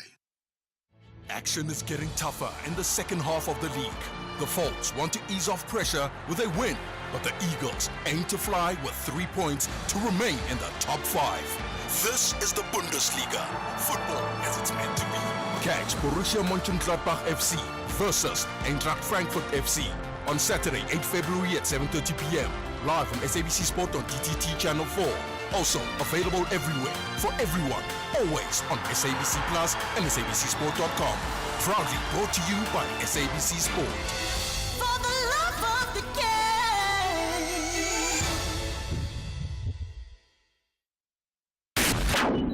game. The only talk radio morning breakfast show that makes sense. The Morning Brief with Thulasizwe Simelane. 8 minutes to 8 here on SAFM. Analysts and economists, well, some analysts and economists have called for calm after fears that the country's new Expropriation Act will lead to widespread land grabs. While the law does allow the state to expropriate property without compensation in certain circumstances, experts argue that these fears are exaggerated. They say the law provides clear conditions for expropriation and maintains constitutional safeguards for property rights. Let's speak now to Roelof Botha, who is an economist and advisor to Optimum. Good morning to you, Roelof, and thank you for your time. I'm sure you are aware we're waking up to news now of Donald Trump having said that South Africa is doing very bad things and confiscating land and treating certain categories of our population, in his words, very badly. Is this what we've been worried about, what you've been worried about, that the Expropriation Act could be misinterpreted, misrepresented, and taken in the way that it has been taken, apparently, by Donald Trump? Yes, it does seem like that, but I just want to tell the listeners that we here in South Africa, we should not be too concerned about what Mr. Trump says, because he's like those old cowboys in the Western movies. He shoots from the hip. He doesn't take careful aim, make 100% sure what he's up to, and he hasn't done his homework. He should concentrate on the US and hopefully leave us alone for as long as possible. The fact of the matter is, and I think many listeners will agree with us, is that for a country like South Africa, which is, it's in our economic advantage to have a very neutral stance with regard to international geopolitical hostilities, but we haven't been doing that. We've been, become very friendly with countries like Russia, which their president has a warrant of arrest against him for his warmongering in a democratic free enterprise country, the Ukraine, and obviously also with Iran, which is an arch enemy of the United States. So we should be very careful about our lack of diplomacy. But getting back to the bill itself, what Mr. Trump doesn't realize is that there's been a lot of research around this bill, and it's simply an update of the 1975 expropriation bill. So after 50 years, obviously, things in South Africa have changed quite dramatically.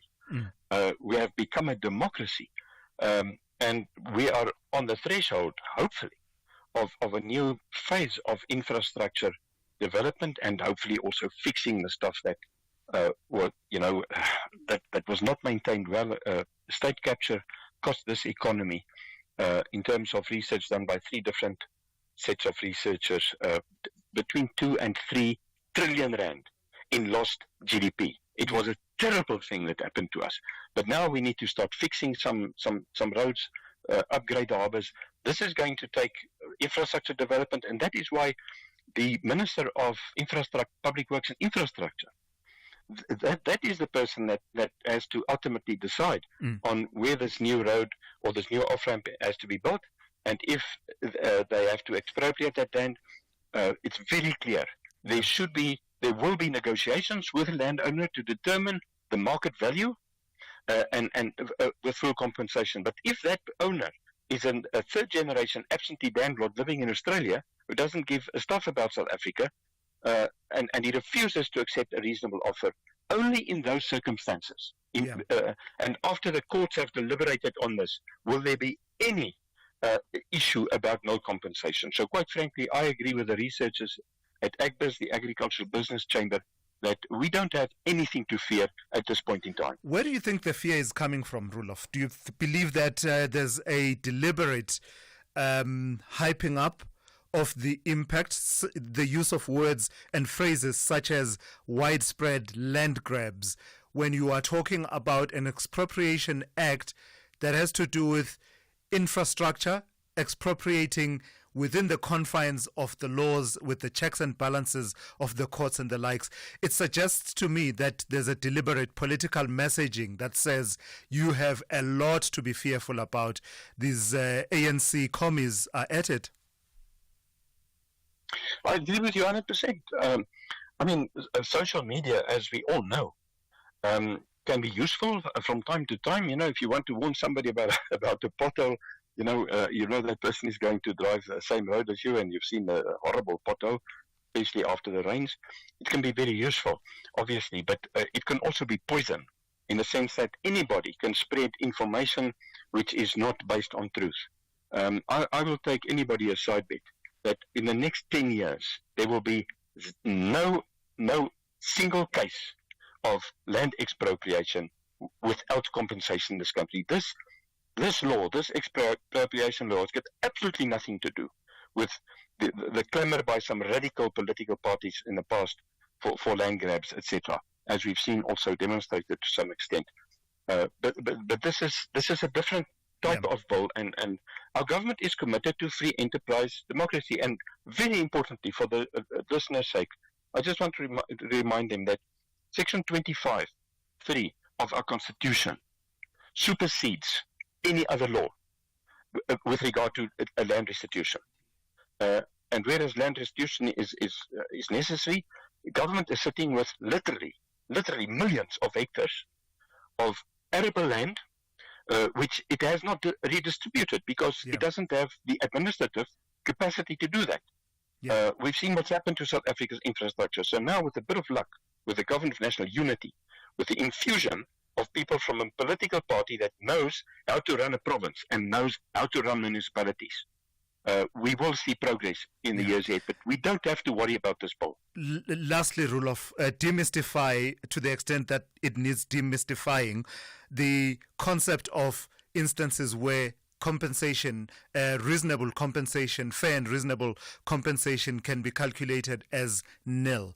Because I suspect to the extent that there's a politicization of this new act, it must, at least in my view, it must center around the use of the word instances where it can be nil.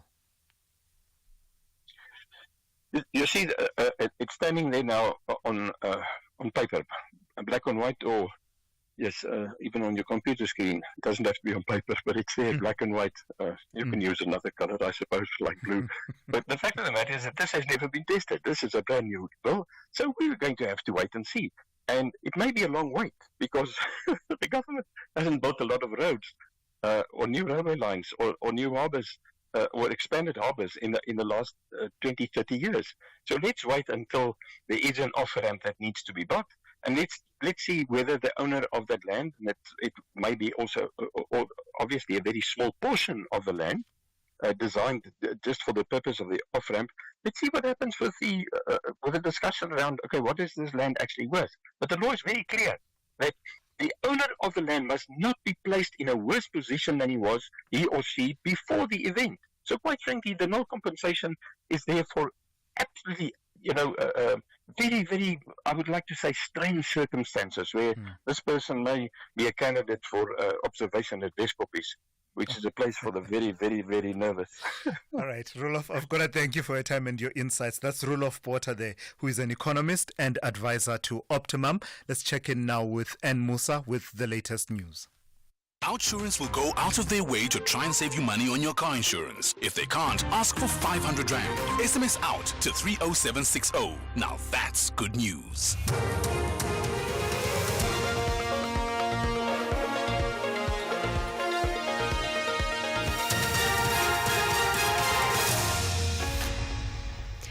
In our top stories, ANC in Gauteng welcomes NEC's intervention and Senzo murder trial set to resume. Good morning. Gauteng ANC Provincial Chairperson Thulasizwe Simelane says they have welcomed the ANC NEC's intervention in Gauteng. He was speaking at the Provincial ANC's 113th anniversary celebrations at the Alexandra Stadium north of Johannesburg yesterday. Last month, the ANC NEC announced the reconfiguration of the ANC in both Gauteng and KwaZulu-Natal within the framework of its constitution. The reconfiguration involves some possible changes in the PEC structures. This follows the poor performance of the two provinces, where Gauteng and KZN got 35% and 17% respectively. Lusufi says inasmuch as they accept the intervention, they will not allow those who hate them to haunt them out of the ANC. Our national leadership have spent 3 days assessing our performance in the election, and we agree with them. We didn't do well, and we want to welcome the intervention because umama or ubaba magalungisa umntwana, all of us must listen to our national leadership to guide us and to strengthen us so that we have a strong ANC. So leadership, your intervention is welcomed. But we must send one strong message. Those that hate us in the ANC, you can do whatever you want to do. Asindawo. A Krugersdorp High School learner has died in a freak sporting accident which took place at the Christian Brothers College in Boksburg, east of Johannesburg, over the weekend. This happened during a cricket match between Krugersdorp High School and CBC on Saturday. Nontlan Chingela reports. In a statement addressed to parents, learners and staff, Christian Brothers College headmaster says two Krugersdorp High School learners collided as they converged on the ball. One learner became unconscious and the other started experiencing breathing difficulties. The injured learner was rushed to hospital but succumbed to his injuries. All the players involved in the match will receive counseling and support. The Senzo Mehiwa murder trial is expected to resume at the High Court in Pretoria this morning. The case was postponed to allow Advocate Charles Mnisi to prepare for the defence of accused number 1, Muzi Sibiya. Mnisi agreed to represent Sibiya after his lawyer Thulani Mgomezulu died in December. Mnisi also represents accused 3 Mtobisi Ngube. 5 men are on trial for the 2014 murder of the Bafana Bafana captain. Lerato Makula reports. During the last court hearing over a week ago, Advocate Charles Mnisi indicated that he needed time to go through accused 1 Moses Sibiya's record and also consult with him. All the assertions that should have been made by him, the level of cross-examination, I also need to consult with him even before I come to court and put certain versions that will come as a result of my consultation. The case is expected to resume this morning. Sibiya and 4 others are accused of Meyiwa's murder. The 5 men accused of killing a Mpumalanga police officer in Emelo are expected to appear at the local magistrates court today. Lieutenant Colonel Pete Pretorius was shot and killed in Emelo last week. The on-duty officer was ambushed and the state vehicle he was travelling in was riddled with bullets. The suspects were all arrested in Mbombela on the same day the offence was committed. Amongst them is a former police officer. The matter was postponed last week after a lawyer of one of the suspects requested time to study the content of the docket. Gauteng Finance MEC Lebogang Mehile says the non-compliance of spaza shops in the province remains a major concern. He addressed the media in Sandton yesterday on the progress of spaza shop registrations. The high level of non-compliance has led to the closures of thousands of spaza shops across the province, with Johannesburg having the highest number of closures. Mahile says local government will continue to conduct inspections and shut down non-compliant shops. 7,802 inspections have been conducted in the city of Johannesburg, with 1,444 of the spaza shops and food handling facilities being found non-compliant. In the city of Tshwane, a total of 5,851 inspections have been conducted, with 1,905 being found non-compliant. In the city of Ekurhuleni, 9,433 inspections have been conducted, with 8,848 being found non-compliant. U.S. President Donald Trump says South Africa's leadership is doing some terrible things after threatening to cut off all future funding to South Africa over its land expropriation policies. In a post on his media platform Truth Social, Trump says South Africa was confiscating land and treating certain classes of people very badly. Asked by a journalist why he had singled out South Africa among all the African nations, this was his response. It's only South Africa. Terrible things are happening in South Africa.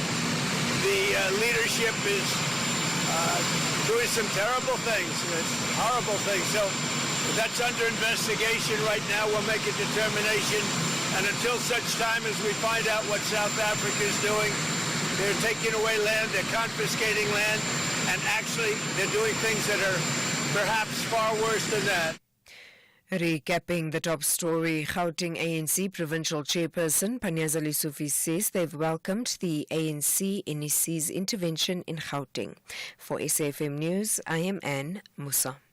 Those were the top stories for this hour. Don't miss out on a possible car insurance saving. SMS out to 30754 for a quote. Outsurance, where you always get something out. This month, don't just treat yourself to some chocolates. You could also treat yourself to some great car insurance savings. Get a quote, and if Outsurance can't beat your car insurance premium, ask them for 500 Rand cash. And make that 1,500 Rand cash if you've been claim-free and with the same insurer for 3 years. Get monthly savings on your car insurance or cash in your pocket. SMS out to 30754. That's out to 30754. With Outsurance, you always get something out. A licensed insurer and FSP. T's and C's online. SAFM, guiding you through the rush hour traffic. Very heavy getting through Midrand this morning. 2 crashes, one at Olifantsfontein, another down before the Clue. It's a joined up queue that pushes right back into the Brockfontein interchange. Plenty of traffic on the N3 today from Alberton right through to Modderfontein, and still queuing quite heavily around Crossmere on your way up to Joburg due to some fairly intensive roadworks. Talking of intense, protesters just north of Dutwa on an intense protest, not only burning tyres across the N2, but also commandeering trucks, pulling them across the roadway, then absconding with the keys. So it's going to take a little while to clear the city. If you're driving between Mthatha and Dutwa, you might want to just travel a bit later today. Durban's M4 still jam-packed both ways to Virginia Airport. Crash on the N2 South near Sabaya. So if you're coming in from the airport, just watch for some delays there. And Cape Town, it's a very busy Monday. The N1 still heavy from Kraaifontein, Brackenfell, all the way to the city centre.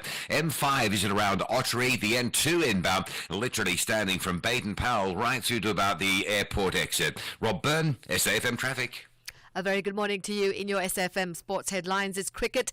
The SA Under-19 women's dream shattered as India cruised to victory in the T20 World Cup final. And golfing action, Rory McIlroy overpowers Pebble Beach and wins in a runaway. Details around 8:30.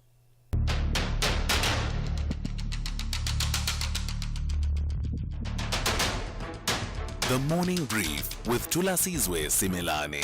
Weekdays, Monday to Friday, 6 to 9 a.m. The Morning Brief with Thulasizwe Simelane. Weekdays, Monday to Friday, 6 to 9 a.m. It's just gone 10 minutes after 8. This is the Morning Brief on SAFM. I'm Thulasizwe Simelane. It's good to be in your company on this Monday morning. Well, we've lit quite a few conversational fuses in the last few hours, in the last 2 hours, and we'd like to hear from you. I see a lot of calls coming through based on what Donald Trump has been saying about South Africa, and saying that South Africa is confiscating land and treating certain classes of people very badly. Lots of you want to react to that, and I want to make as much time as possible to take all of those calls. The context for it, of course, is the signing into law of the Expropriation Act.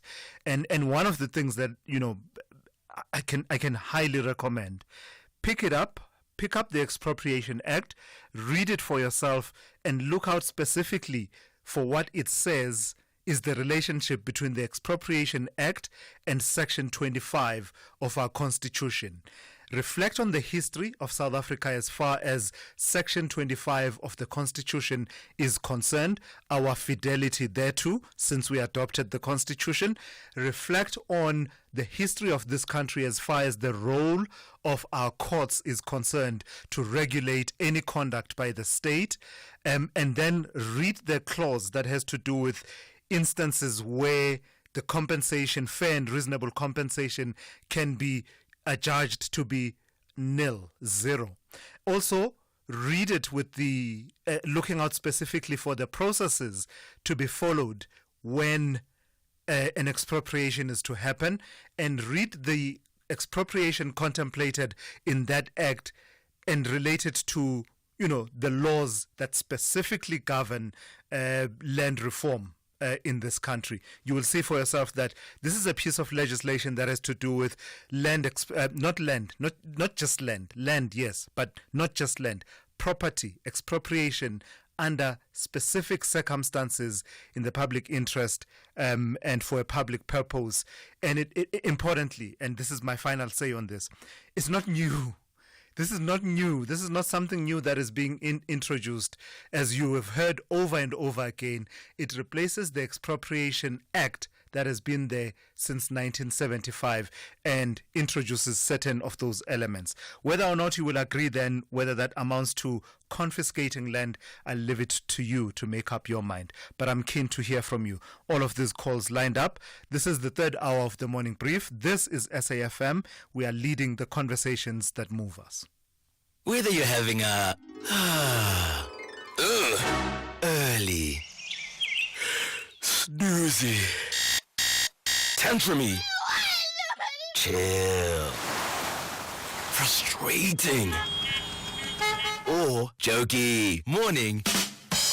Mornings love McDonald's, so choose happy and enjoy a Burry Burger Double and a short filter coffee for only R39.90 from 6 to 10:30 a.m. at McDonald's. So why should I use We Buy Cars if I want to sell my vehicle? Because We Buy Cars buys cars. But will I get the right price? Of course. We Buy Cars buys thousands of vehicles and knows exactly what every vehicle is worth. Their buyers deliver exceptional service and pay you immediately. And how do I know what they'll pay for my vehicle? It's easy. Visit webuycars.co.za or use the We Buy Cars app. Follow the simple steps and voila, you'll get a fantastic price for your car. We Buy Cars. Quick, easy, the best. This month, don't just treat yourself to some chocolates. You could also treat yourself to some great car insurance savings. Get a quote, and if OUTsurance can't beat your car insurance premium, ask them for 500 Rand cash. And make that 1,500 Rand cash if you've been claim-free and with the same insurer for 3 years. Get monthly savings on your car insurance or cash in your pocket. SMS OUT to 30754. That's OUT to 30754. With OUTsurance, you always get something out. A licensed insurer and FSP. T's and C's online. Call Thulasizwe now. 086 000 2032. Because a lot of your calls have to do with the comments of Donald Trump, I propose to start with something different. Let me start with Mark in Durban. Good morning to you, Mark. You want to talk to me about Postnet. Is it Postnet or the post office? The post office. So thank you for taking my call. And you covered the interview quite well. Thank you. I'm Ed, where the business rescue practitioner, the lady is pushing that agenda now. On the business rescue practitioners, they look at debtors, the creditors, they look at the feasibility of whether you can save it or not. And if they put a recommendation, then that is it, because it's their reputation on the line. Now the lady there is forcing them to do something that is not tangible, strategically cannot go forward. So they want to get rid of these guys and put somebody else that's going to say yes and adhere to something that's going to fail. Hence, a few years down the line, we're going to go back into that same arena of and wasting money with the business practitioner and Postnet. I think the answer is get private investors investigate into that, but certainly do not get rid of the business practitioners, because they govern by certain protocols. Yeah. So, sir, you were correct when you in your questions. It cannot be redone. Those business practitioners must stay, and they must say why. Right. Make it work. Thank you so much. Thank you, Mark. That's Mark in Durban. They're weighing in on my conversation with Kusela Diko, and we were talking a bit earlier on about the business rescue process that has been taking place at the post office, and their call for the business rescue practitioners to be removed. That is the call by the committee. Not impressed with the work that is being done by the BRPs at the post office. Papillon in Eldos, good morning to you. You want to talk to me about Donald Trump and his comments this morning? Compliments, my friend. I hope you're well. I'm very well, my yes. friend, thank you. You know, my friend, something which I would like to bring to the public, especially our compatriots in South Africa. First of all, that finance or that fund which was given by the states for those infected by the virus and those affected by the virus, it is not a payback which America is giving us. It is not something which we deserve from the state. It is just a mere donation whereby we should be grateful all those years of what was done for such. Secondly, when Mr. Trump states that no, the land appropriation is something of a negativity in their eyes, it is not only that there. What also frustrates the states is how, not South Africa, but how Mr. Cyril Ramaphosa, he ran to the ICJ, whereby he took an ally of the states. He took the ally of the states there to the ICJ, and that is what is crippling South Africa. And I'm telling you, what also Alcoa, we may also be kicked out over there, I tell you. Thank you. All right, Papillon, thank you for that. You've heard what I've had to say on this subject matter. I'd rather prioritize hearing more from you. And on that note, then, let me speak to Mboneni in Ennerdale. Good morning to you, Mboneni. Also on Mr. Trump's comments about South Africa. Thank you very much to take my call, and good morning to South Africans. The point I want to make is that maybe Trump is very confused for the fact that he has signed so many executive orders. And for that reason, in South Africa, I disrespect him based on the fact that I thought he understands the South African politics, where we are coming from with the minority and what has happened regarding the issue of land. We are not gripping the land of minority, but the fact is that we have sit down and do our research, collecting data, and therefore now we have signed the bill. So the other thing I want to tell South Africans is that the judgment that we had before, he has said it very loudly that Mr. Trump is on his world and he doesn't know exactly what he's talking about. He's just revealing. And I also want to confirm on the morning brief to say that this show, Thulas, is the show of fountain of information, because every day we are learning more. But Mr. Trump, what he's doing for the South Africa, this is domestic affairs of South Africa. It doesn't have any mandate to interrogate or to say he will be banning us from whatever the fund he has. Let him sit with this money. South Africa is there at any time to run the country smoothly. Thank you, Tula. Bonini, thank you. Fountain of information. I'll take that compliment on behalf of the team. We really appreciate it. And do feel free to give us some feedback, but also to hold us to account when that is needed. Mike in Middleburg, good morning to you. Also on Mr. Trump's comments. Thank you for taking my call, Thulas. Trump is reacting impulsively without gathering and ascertaining facts. And just for that, I don't think he's going to make a very good president, because he is confrontational in his approach. Canada, Mexico, and other countries are definitely feeling his presence. But then, Thulas, your guest earlier, around 20 past 6 or so, suggested that South Africa must try to be on the right way with America so that we cannot forfeit the benefits. I am saying we are a sovereign country, and what makes us to be proudly South African is taking unapologetic positions where it matters most. South Africa did well to take Israel to the International Court of Justice. South Africa is doing well to take a right position towards Russia, Cuba. I've always said, Thulas, that when you talk about the nations that we feel strong about, Cuba, Russia, Jamaica, we are Jamaicans, Jamaicans are us. We are Russians, Russians are us. We are Cubans, Cubans are us.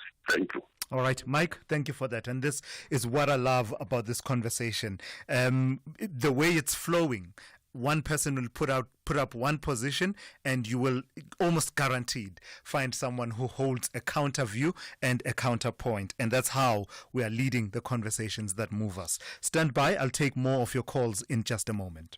Ever since Uspilion won 5,000 rand, 5 dawa on Wheel of Fortune, he only wears white push-in sandals, star white, Baba, and he owns 10 identical pairs. And before he did not even know the Queen's language. Now, Kalabo, wow. Gents, let's watch Wheel of Fortune weekdays, Monday to Friday at 7:30 on S3, and see how one spin changed Spillion's life, and how it can change ours as well. In just one day. Mom, look, a golden pencil. Wow, where'd you get that? My Buco pencil case. I could win a bike and vouchers, and my school gets 20,000 rand. That's so cool. The Buco Golden Pencil Initiative. 9 lucky learners will find a golden pencil in their Buco pencil cases, winning big prizes and school refurbishments.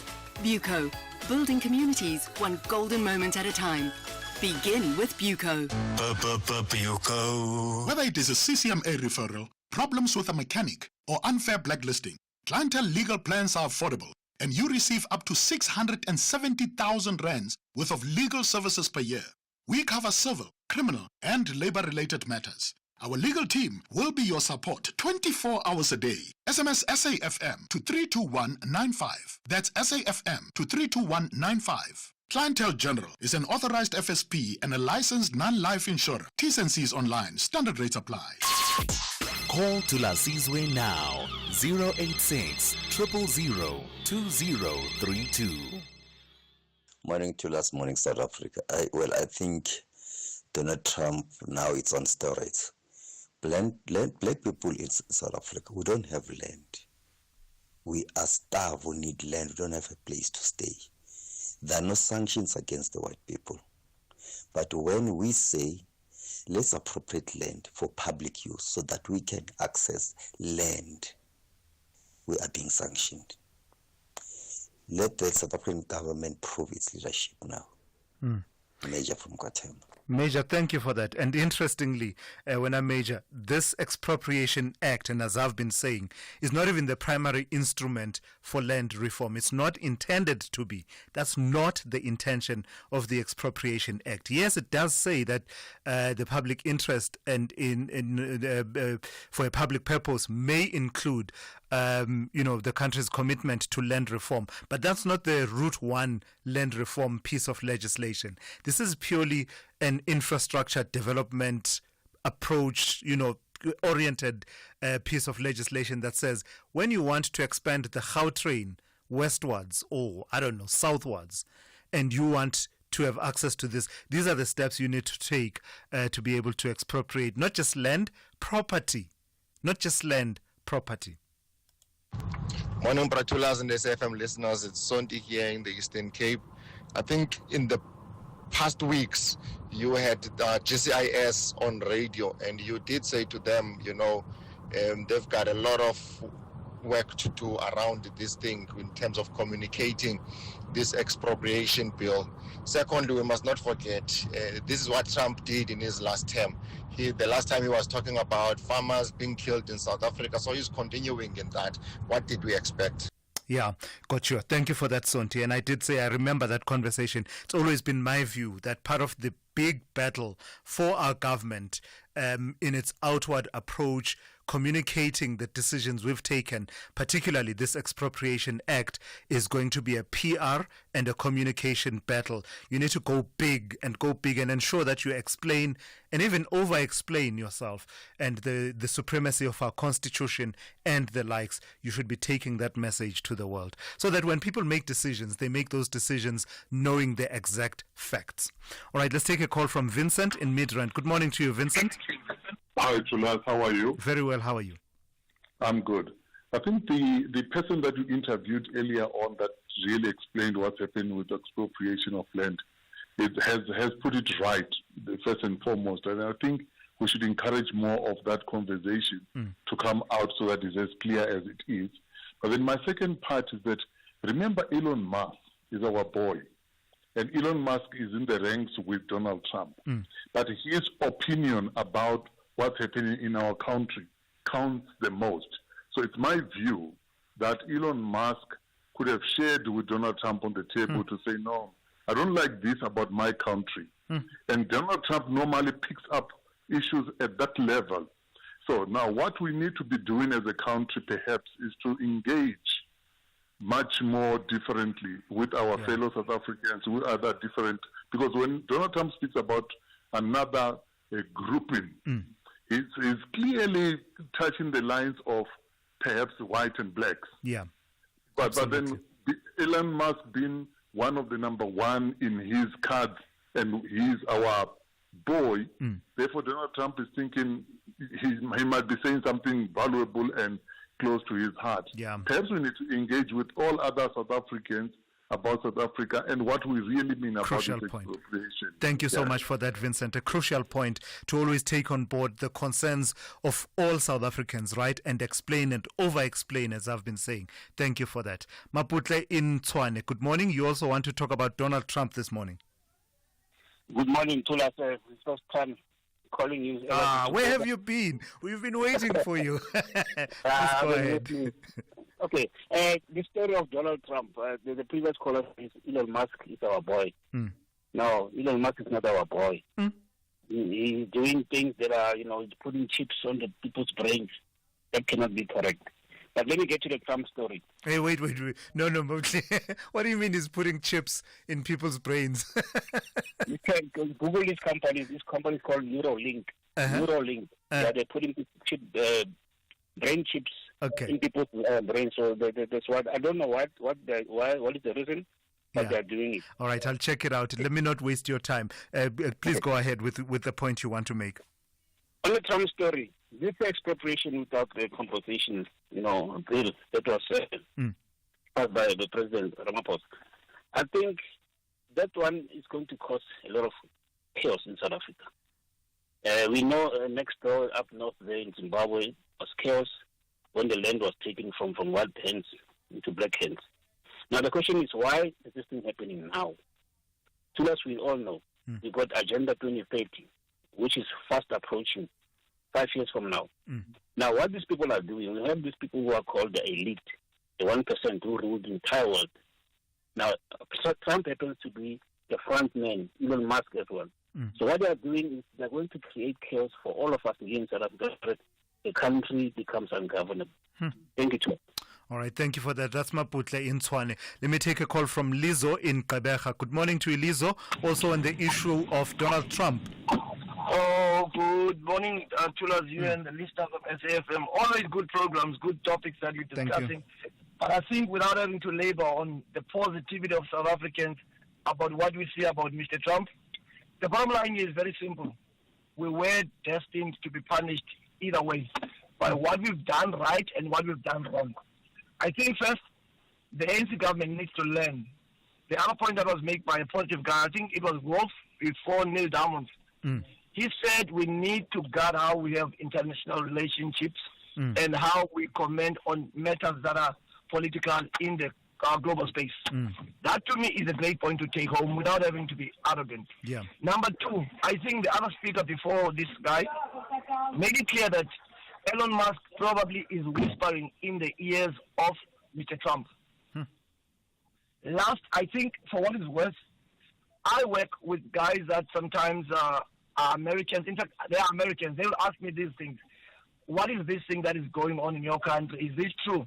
I would so wish our Minister of International Relations can perhaps have the courtesy to call Mr. Musk and say, what is it that you are doing against your own country of birth? Because the repercussions of their statements, they are very far-reaching, and they are going to affect innocent people. That's why I'll leave it. Thank you very much. Lizo, thank you for your call this morning. Well, as far as engagement with Elon Musk, you'll remember that meeting that President Cyril Ramaphosa had with him, and I wonder to what extent were political dynamics and such issues on the discussion agenda between the two when they met. 8:31. Let's check in with N. Musa with the latest news headlines. Good morning. Thanks to us. In the headlines, the South Africa Chamber of Commerce in the United States has expressed deep concern over the possible impact on South African business after President Donald Trump threatened to cut U.S. funding to South Africa. The South African Human Rights Commission will today convene a national investigative inquiry into the impact of load reduction on human rights. The inquiry will, among others, assess the legal, policy and practical justification of load reduction and its impact on affected communities.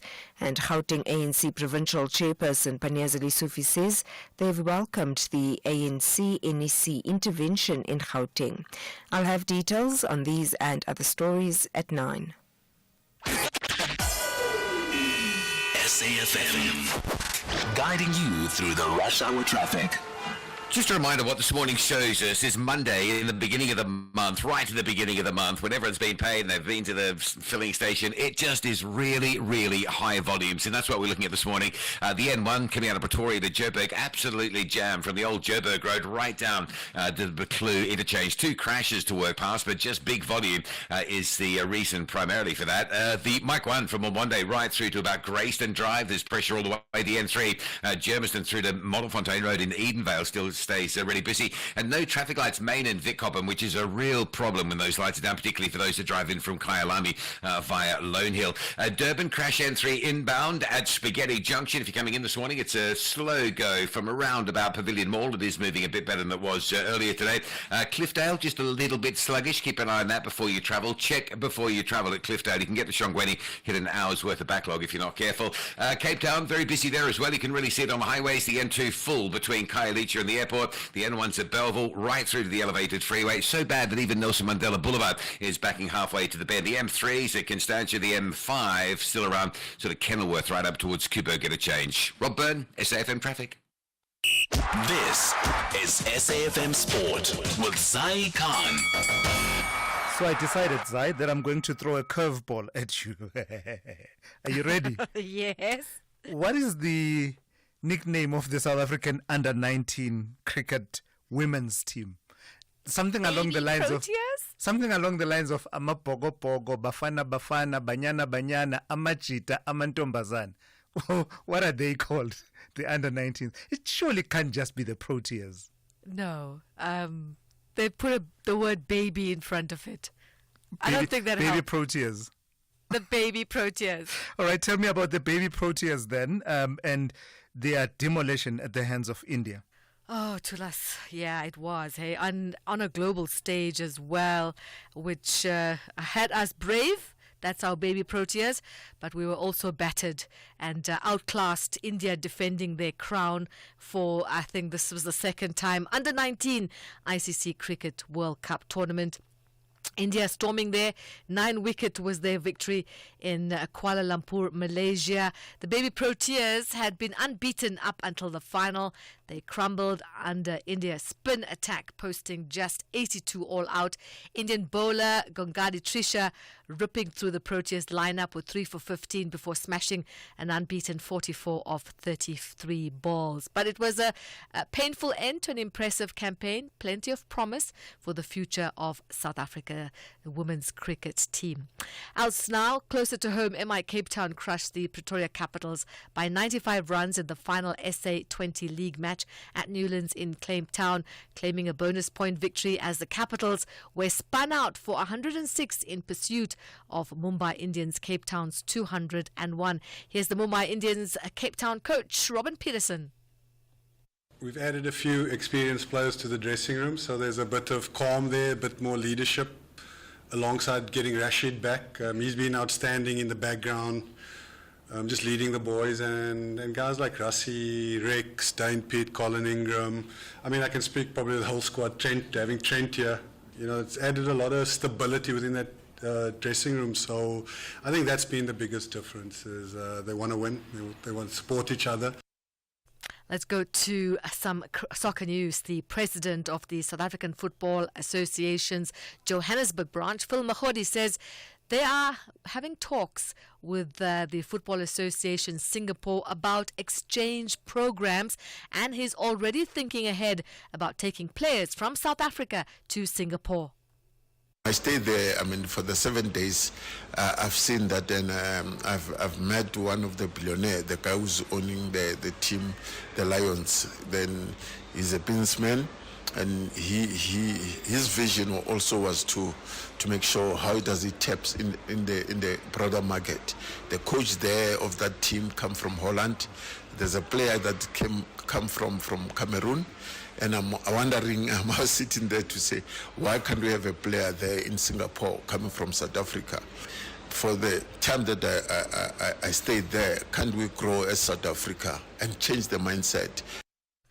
Netball news. England lost their second match in the 2025 Vitality Netball Nations Cup as South Africa emerged victorious 61-59. Here's the Proteas netball coach, Jenny van Dijk. What was different this time around was that the second quarter we didn't fade away like we did in Jamaica, which we knew in the third and fourth quarter we were going to be much better. See, we always do well in those 2 quarters. So, at a stage in the fourth quarter, we scored 9 consecutive goals in a row, and that was just brilliant. Unfortunately, we couldn't keep up that. We couldn't keep that lead, but. Nonetheless, we fought it out to the end. And finally, golf. Rory McIlroy played a game as magnificent as the Pebble Beach scenery as he closed with a 6-under 66 for a 2-shot victory at the AT&T Pebble Beach Pro-Am. Well, that's it. We'll leave it there for now. On the fairways, John Gericke is up at 12:30 with more sport. I'm Zai Khan. The Business Update on SAFM. Good morning to you once again in Dowling. Let's start with news out of the banking sector. Tell me why Capitec is so upbeat, it's so buoyant about their forecast as far as annual earnings are concerned. Tulas, the country's biggest retail bank by customer base is really not showing any signs of slowing down, forecasting earnings growth of up to 32% for the full year period. Now, the anticipated increase is largely due to the sustained improvement in credit impairment charges and credit loss ratios, building on the momentum from the second half of full year 2024. Additionally, the group highlights that net transaction and commission income fueled by value-added services through Capitec Connect, which allows customers to buy electricity and airtime, have been key growth drivers in the current financial year. Now, Capitec's earnings growth aligns with forecasts by S&P Global, which predicted South African banks would maintain strong profitability driven by higher credit growth, non-interest income, and lower provisioning. This positive outlook also highlights the resilience of the local banking sector amid downbeat economic growth. Now, just looking over a year period, the top 5 local banks saw upbeat share price performances. Capitec leading the gains, up 48%, followed by Nedbank rising just over 25%, Absa and First Rand increasing over 14%, and Standard Bank's shares jumping 8.2%. In other company news, tell me about Truworths and their warnings of lower interim profit. Now, Tulas, while the banking sector posts upbeat gains, that kind of positivity not filtering through to the retail sector, particularly clothing retailers. Truworths' share price tumbled on Friday, falling 3.5%. Now, this comes after it released a trading update that disappointed markets. For the half-year period, Truworths expects to report lower earnings due to a decline in sales and a drop in the gross profit margin at Truworths Africa, so it's local business. Despite this, the group's total retail sales for the period ended December 29 increased by 2.4% to 12.5 billion rands, but Truworths Africa's sales fell by 1% to 8.3 billion rand, while Office UK's sales surged by 11.3% to 180 million pounds. Now, the firm faces challenges from increasing competition, particularly from online retailers, and to mitigate this, Truworths plans to focus on underrepresented merchandise categories to grow its market share and just strengthening its local businesses. Despite these challenges, the Office UK segment continues to perform well, driven by store modernization, e-commerce growth, and strong brand partnerships within the UK. Lastly then, Dowling, what kind of a trading day can we look forward to on this Monday? So things don't look pretty. Local markets poised for a slow start to the week following global peers. Now, in terms of local news, investors will be waking up to updates from Harmony Gold and Vodacom.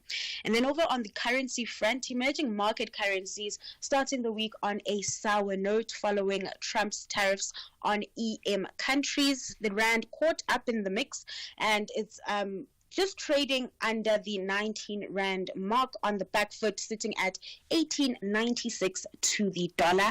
In Wall Street, futures in negative territory as fears around Trump's trade policies start to bite. The same kind of sentiment can be seen in Asian markets, those stocks on track to end the day in the red. All right, thank you for that. That's Ntauling Lechela. She's kept you updated on all things business, the economy, and the markets over the last 3 hours here on the Morning Brief. Whether you're having a early, snoozy, tantrumy, chill, frustrating, or jokey morning, mornings love McDonald's, so choose happy and enjoy a Burry Burger Double and a short filter coffee for only 39.90 from 6 to 10:30 a.m. at McDonald's. Santam can cover your car in just 2 minutes. That's faster than you microwaving your leftovers. Realizing they're still cold? Giving them a second chance. Realizing they're still cold? And eating them anyway. Because you've already committed to it. Get your car covered in just 2 minutes so you can live in the moment, not in the worry. Visit santam.co.za. Santam. This is freedom. Santam is an authorized FSP, a licensed non-life insurer and controlling company for its group companies. Call Thulasizwe now, 086 000 2032. All right, we've been talking quite a bit about what the U.S. President Donald Trump has had to say about South Africa and the decisions that he has taken. And I do see that we have one or two other messages that have to do with a different topic altogether. The topic of Eskom and the brief return to load shedding. Let me hear what some of you have had to say about that. Good morning. I'm very, very thankful for the narrative this morning, conversation with Eskom. But I think it's a very dangerous approach to take when you say that we have saved 16 billion rand on diesel. That is not the right way to look at things. It was a 16 billion rand mistake to use diesel and should never have been done in the first place. So it's not saving. It is essentially we didn't have to resort to the last measure of having to once again use diesel because we've made egregious mistakes with our power plants. Yeah, 100%. The spend on diesel should not have occurred in the first place had we done the right things in as far as our power generation capacity is concerned. I take that point fully. Let's now turn to this story. Scores of Limpopo schools are reportedly still using pit toilets after the Provincial Basic Education Department missed at least 2 deadlines to eradicate them. The department said last week that it would need close to 1 billion rand to ensure no schools have pit latrines in the province. And giving credit to the initial reporting of the Citizen on that story, let's welcome Mike Maringa, who is the spokesperson of the Limpopo Education Department. Good morning to you, Mike, and thank you for your time this morning. It is becoming almost, unavoidable to come to the conclusion that you have no intention as a provincial department to make good on the undertaking to rid all the schools in Limpopo of pit latrines, with all the missed deadlines. What do you say to that proposition? Good morning to you and good morning to the listeners. Maybe we need to correct the article itself. Mm-hmm. We are talking deadlines. Remember when the court gave us the directive, we had over 500 schools that we were supposed to rid of pit toilets. As it stands now, we are talking about 19 schools that are yet to receive a proper sanitation. But I must also indicate that in the 19 schools, those pit latrines have been demolished. We have given them what we call chemical toilets while we are in the final stages of constructing sanitation, proper sanitation for them. So it cannot be correct that we are not willing to assist. It is a directive of the court. We need to get rid of those. We need to make sure that each and every learner has a decent sanitation at school. So is it your version and your assertion this morning, Mike Maringa, that there are only 19 schools that in your description are yet to receive proper sanitation? That's different from saying there are only 19 schools that still use pit latrines. Am I to deduce from that there are 0 schools in Limpopo that still use pit latrines? Okay, maybe a bit of background will assist in that. We had three phases that we're supposed to deal with. The first one was schools that were completely reliant on pit toilets. Mm-hmm. This is what we were dealing with. This is a directive, the first directive that we needed to attend to. This is the 19th that I'm doing. Then you've got the second phase. The second phase, it's schools that were using a combination of pit toilets and decent toilets. So what we were looking at and the deadline that you are talking about is this particular phase of schools that were completely reliant on priority 1 schools. The priority 1 schools. So we're only left with 19. But I can also confirm that in that 19, we were given a directive again to say demolish the pit toilets because they are dangerous. They pose risk to the learners. They were demolished. They are currently using chemical toilets, and we are saying that in this current financial year, we are at the final stages of planning. We should have concluded all of them so that we can look at what is remaining of the phase 2. So, talk to me then and answer the question directly. Then, if you park the so-called priority 1 schools that were subject of that court order that used purely pit latrines, and you're saying you have 19 left there.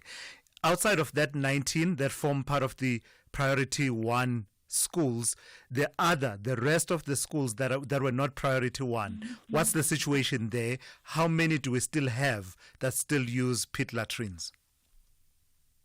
Once again, let me indicate that we were pushing them concurrently.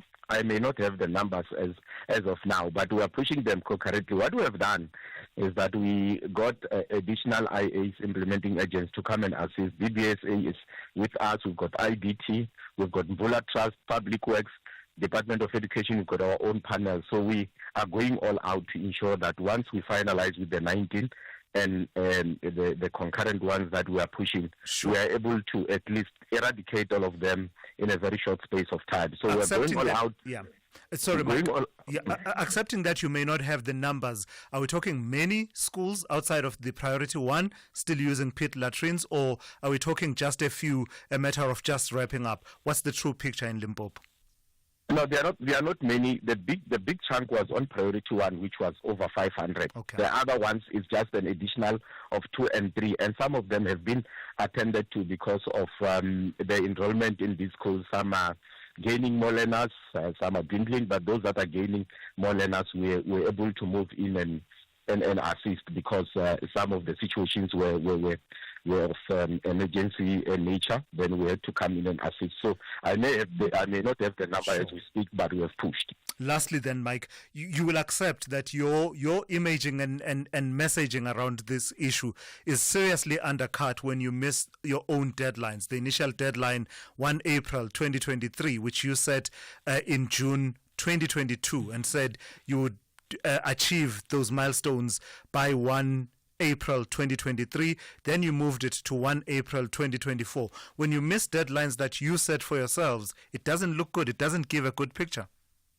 No, I agree, but remember, after every 6 months, we then had to go back to the court to say, you have missed the deadlines.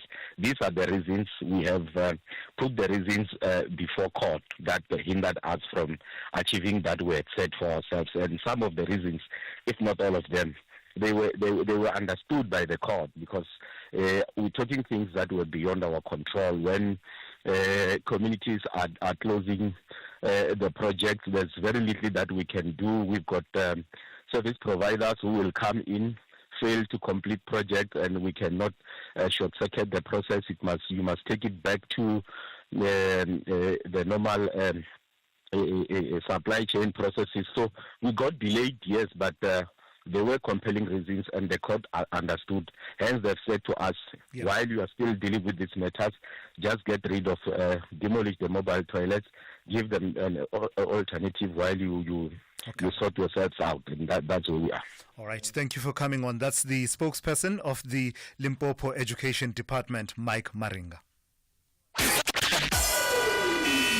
SAFM, guiding you through the rush hour traffic. Very good morning. We've been telling you that the N1 is a disaster through Midrand this morning. Just getting a tweet in saying, wow, what a morning. N1 South, Samran to Buccleuch. It is jam-packed. There are no gaps. An earlier crash at Olifantsfontein Road, and then a collision between Allendale and Buccleuch are the two main problems. On top of that, you've got a very busy, high volume first Monday of the month to factor in as well. So it is all very heavy. If you're coming out of Pretoria, make sure you've got plenty of time to get through. The bike went up to Greyston Drive slow. The problem there is traffic lights at Greyston Drive Bridge haven't worked for a long time, but Greyston and Linden's also off, so there's some real pressure on Greyston coming across the highway into Sand, and behind that you just can't come off the highway that easy, so it's backing up queue back down to Houghton Estate area. Collision and one after Bayers Nordia, so the run through Randburg on your way to Four Ways. Being held up. Then Spaghetti Junction, all clear now after this morning's crash and sort of backlog through the roadworks. Whether you're on the N3 inbound or the N2 north, it's all fine. Cape Town, no traffic lights. Stellenbosch Arterial at Delft Main. That's a really heavy queue, backlogging deep into sort of Blackheath, bottom of Cales River. Stellenbosch Arterial across into that Delft area, very slow going. Also crash at Bunga Avenue, keeping pressure on the N2 inbound from the airport. M3 still got a lot of traffic from Constantia right through to Hospital Bend, and we've been detailing just how heavy it is around Cape Town. The N1 still backing up from Platycliffe Hill to the city centre. Nelson Mandela Boulevard coming through from Hospital Bends, even backed up from around sort of Searle Street territory.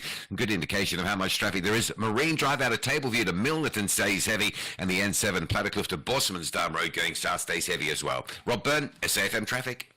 Outsurance are experts in what they do. They get to understand what type of business are you doing so that they can insure you properly. It actually validates why we're with them. If you haven't called Outsurance yet, what are you waiting for? Switch to Business Outsurance today and you could get a massive 20% discount on your business insurance premium. SMS quote to 43328. That's quote to 43328 to switch and save today. Licensed insurer and FSP. TCs and information online. In the Arena is a docu-series that takes an in-depth look at the life and career of the legendary tennis player Serena Williams, offering a behind-the-scenes glimpse into her journey, both on and off the court. It explores her rise to tennis dominance, challenges, and personal experiences. Do not miss out on a great story of incredible impact. Catch In the Arena on Saturdays at 3 p.m. on SABC3. Alternatively at 9 p.m. on SABC Sport on DTT Channel 4 on Saturdays and Thursdays. Also available at your fingertips on SABC Plus. Proudly brought to you by SABC Sport. For the love of the game. Call Thulasizwe now. 086 000 2032. Let me take a call from Hassan in Johannesburg. Good morning to you, Hassan. You want to talk to me about Donald Trump this morning? Yeah, Hassan in Cape Town at the alternative mining Indaba. The alternative mining. Yeah. Let me tell you, when you read Trump's post, he talks about certain classes of people. And I really like the way he phrased it, because those who are still using pit latrines, those who are going hungry, those who are dying, those are the certain classes of people. And that's the human rights violation that he doesn't see. But instead of that, he's led by 5 white men from South Africa, imbued with a right-wing agenda, starting from Elon Musk, who hate the Constitution, they hate affirmative action, and really South Africa must tighten up. We must be able to take the stuff, but Trump has only got 4 years, but he can cause damage.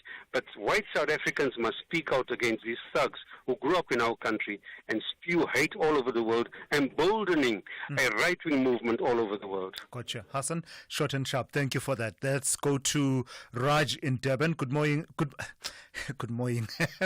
Raj, good morning to you. You also want to talk about Donald Trump. Yes. Yes, good morning and thank you. Trump wants to cut off funding because of South Africa's land expropriation policy. What was the reason for Donald Trump to take America out of WHO?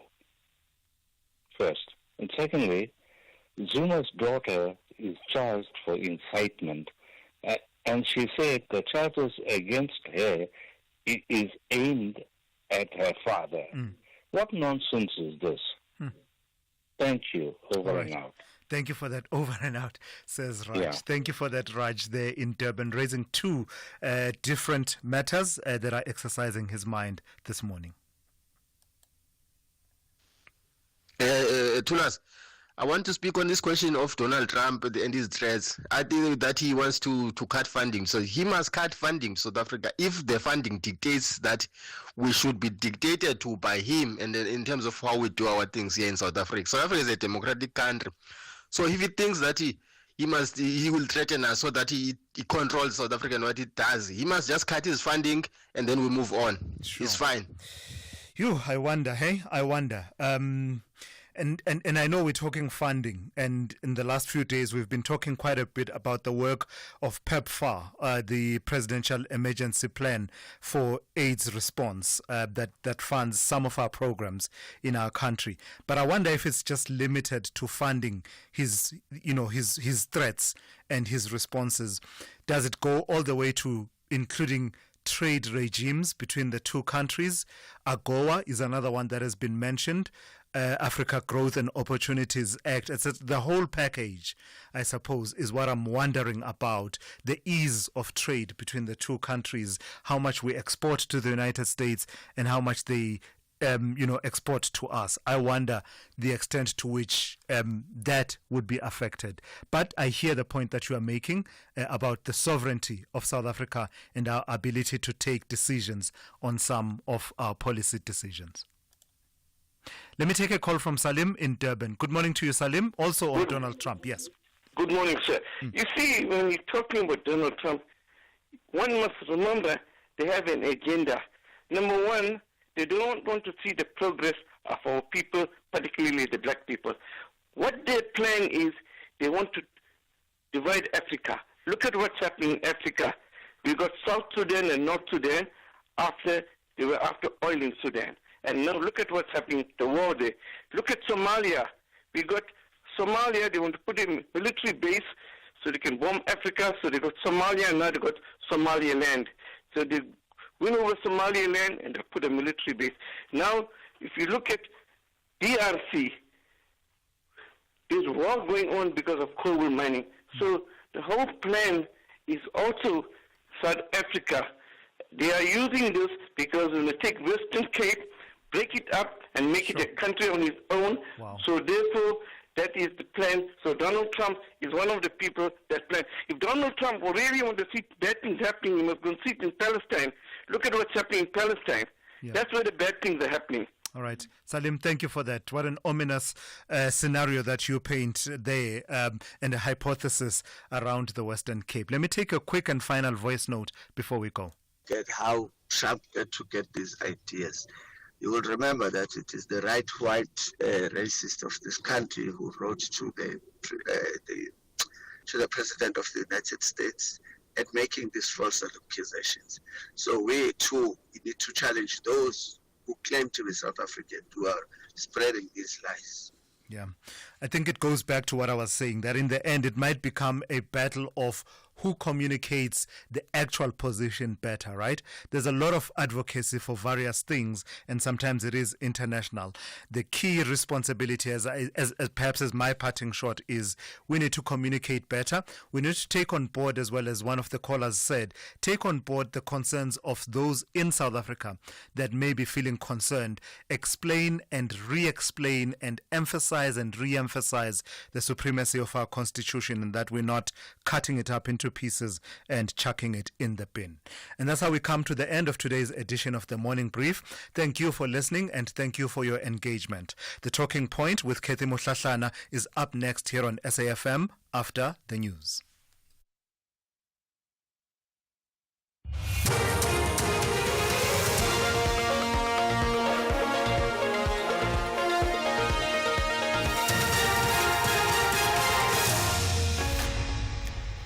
In our top stories, businesses concerned over US funding cut threat and a probe into impact of load reduction on human rights. Good morning. The South Africa Chamber of Commerce in the United States has expressed deep concern over the possible impact on South African business after President Donald Trump threatened to cut US funding to the country. Trump posted to his Truth Social platform that South Africa was confiscating land and treating certain classes of people very badly, and that the United States would not stand for it. Sharon Bryce Peace reports. The Chamber says the United States obligated nearly $440 million in assistance to South Africa in 2024, supporting various healthcare and social initiatives, and that the suggestion that US funding would be cut raises serious concerns for the South African business community, particularly in light of the long-standing economic and trade relationship between the two nations. The statement said that the potential revocation of AGOA benefits would significantly impact South African businesses, leading to job losses and economic instability. It further emphasized the need for diplomacy and constructive dialogue to strengthen economic ties and address concerns through appropriate channels. The South African Human Rights Commission will today convene a national investigative inquiry into the impact of load reduction on human rights. The inquiry will, among others, assess the legal, policy and practical justification of load reduction and its impact on affected communities. The Commission has invited submissions from members of the public, civil society, policy and energy experts, Eskom and energy regulator NERSA. Human Rights Commission spokesperson Wisani Baloyi says the inquiry will take place today and tomorrow in Sandton, north of Johannesburg. The National Investigative Inquiry comes at the back of growing concerns, inquiries and complaints received from some quarters of our society that while South Africa is experiencing a reprieve from load shedding, load reduction is seemingly on the rise, particularly in poor and historically disadvantaged communities. Concerns have also been raised about the impact of load reduction on human rights, more broadly, particularly the right to life, equality, and human dignity, as well as the rights of access to basic education and healthcare services, among others. Murder-accused Reinhard Leach is back in the Gqeberha High Court today. Last week, the judge ruled that Arnold Terblanche and Leach will be tried separately for the murder of Terblanche's ex-wife Vicky. Vicky was Leach's girlfriend at the time of her murder. Leach is expected to be taken under cross-examination when he takes the stand. Lerato Fikisi reports. Terblanche's body was discovered in a shallow grave in green bushes on the outskirts of Gqeberha in October 2021. Earlier this week, Leach pleaded guilty to 8 charges, including conspiracy to murder and murder. Judge Samson Dunywa only accepted 4 of these guilt pleas. The second accused, Arnold Terblanche, the victim's estranged husband, has also had his case remanded until October 7th. The third accused, Dylan Cullis, pleaded guilty in 2023 and was sentenced to 18 years in prison. The Kruger National Park in Mpumalanga is awaiting a full report from the police on the death of a tourist who was trampled to death by an elephant last weekend in the park. Sheikh Adams Shabir was visiting the park with his family when the incident occurred at the Malelane Gate. Sandpark spokesperson Ike Patla says the incident is the first of its kind to happen in the park. One can't tell whether they had a newly born young one there, and instinctively, animals, if they sense somebody or something coming in between the two parts of the head, they will aggressively approach that perceived danger to protect their young ones. But we're waiting for the full report from the police, who can then explain to us after taking statements. Our colleagues at Protection Services, Ranger Services, are fully cooperating with the police in investigating this matter. Krugersdorp High School learners died in a freak sporting accident which took place at the Christian Brothers College CBC in Boksburg, east of Johannesburg, over the weekend.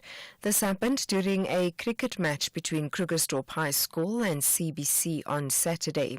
Nonhlanhla Njingela reports. In a statement addressed to parents, learners and staff, Christian Brothers College headmaster says 2 Krugersdorp High School learners collided as they converged on the ball. One learner became unconscious and the other started experiencing breathing difficulties. The injured learner was rushed to hospital but succumbed to his injuries. All the players involved in the match will receive counseling and support. Recapping the top story, the South Africa Chamber of Commerce in the United States has expressed deep concern over the possible impact on South African business after President Donald Trump threatened to cut U.S. funding to the country. For SAFM News, I am Anne Musa. SAFM 104 to 107 nationwide. Leading the conversation. Assurance, they understand my business. They are so good in terms of communication, which gives me confidence. It's a good decision that I've made to move to Assurance. I'm a winner. I want to be with the winners. Switch to Business Outsurance today and you could get a massive 20% discount on your business insurance premium. SMS quote to 43328. That's quote to 43328 to switch and save today. Licensed insurer and FSP. TCs and information online. Ever since Uspillion won 5,000 rand, 5 tower on Wheel of Fortune, he only wears white push-in sandals, star white, Baba, and he owns 10 identical pairs. And before he did not even know the Queen's language. Now, Kalabo, wow. Chance, let's watch Wheel of Fortune weekdays, Monday to Friday at 7:30 on S3 and see how one spin changed Billion's life and how it can change ours as well. In just one day. The SAFM playwriting competition is closing on the 3rd of February 2025. Explore the theatre of the mind and write your 60-minute radio drama play and email it before 5 p.m. on the 3rd of February 2025. Late submissions will not be accepted. For further information about the competition, visit safm.co.za or send an email to drama@safm.co.za. SAFM, leading the conversations that move us. The Market Update, Monday to Thursday, 6 to 7 p.m. Want to stay ahead of the financial game? Join us tonight from 6 to 7 p.m. for an insightful journey through the day's market developments, financial updates, and investment news. Tune in for your daily dose of financial intelligence as we navigate the twists and turns of the financial landscape with expert insights. Only on the SAFM Market Update. SAFM Market Update with Jimmy Muyaha.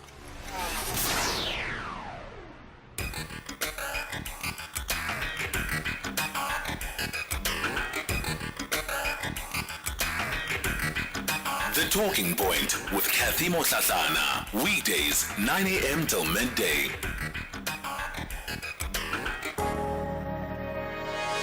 I can guarantee, and I base this not only on my experience, the experience of many others, that reading, in fact, constitutes that starting point. Reading fires the imagination, opens up new worlds, and ultimately we need, in fact, to remind ourselves that South Africa will not be built just simply by harking on the past or, in fact, saying that the problems are too complex. Each one of us has an obligation to contribute building of this country that we imagined so powerfully in the 1990s. That is John Samuel, one of South Africa's leading education experts with international and national experience for more than 40 years. Indeed, so much of our future success begins with the basics, begins just with reading and that reading culture that we need to create and inculcate in our society. It's 10 after 9 o'clock. Welcome to the Talking Point. A very good morning to all of you that have tuned in to the show this morning. I'm Kathy Motlatlana, and obviously with you until midday. Looking forward to being in your company, and thank you for choosing us as your companion of choice as we lead conversations that move us. What a weekend it has been, coming out into it just on Monday morning, right? Undoubtedly, the news from the US will be one of the biggest stories of the day, and I expect that even on the open line, it will certainly be something that you raise for us to really unpack and look in.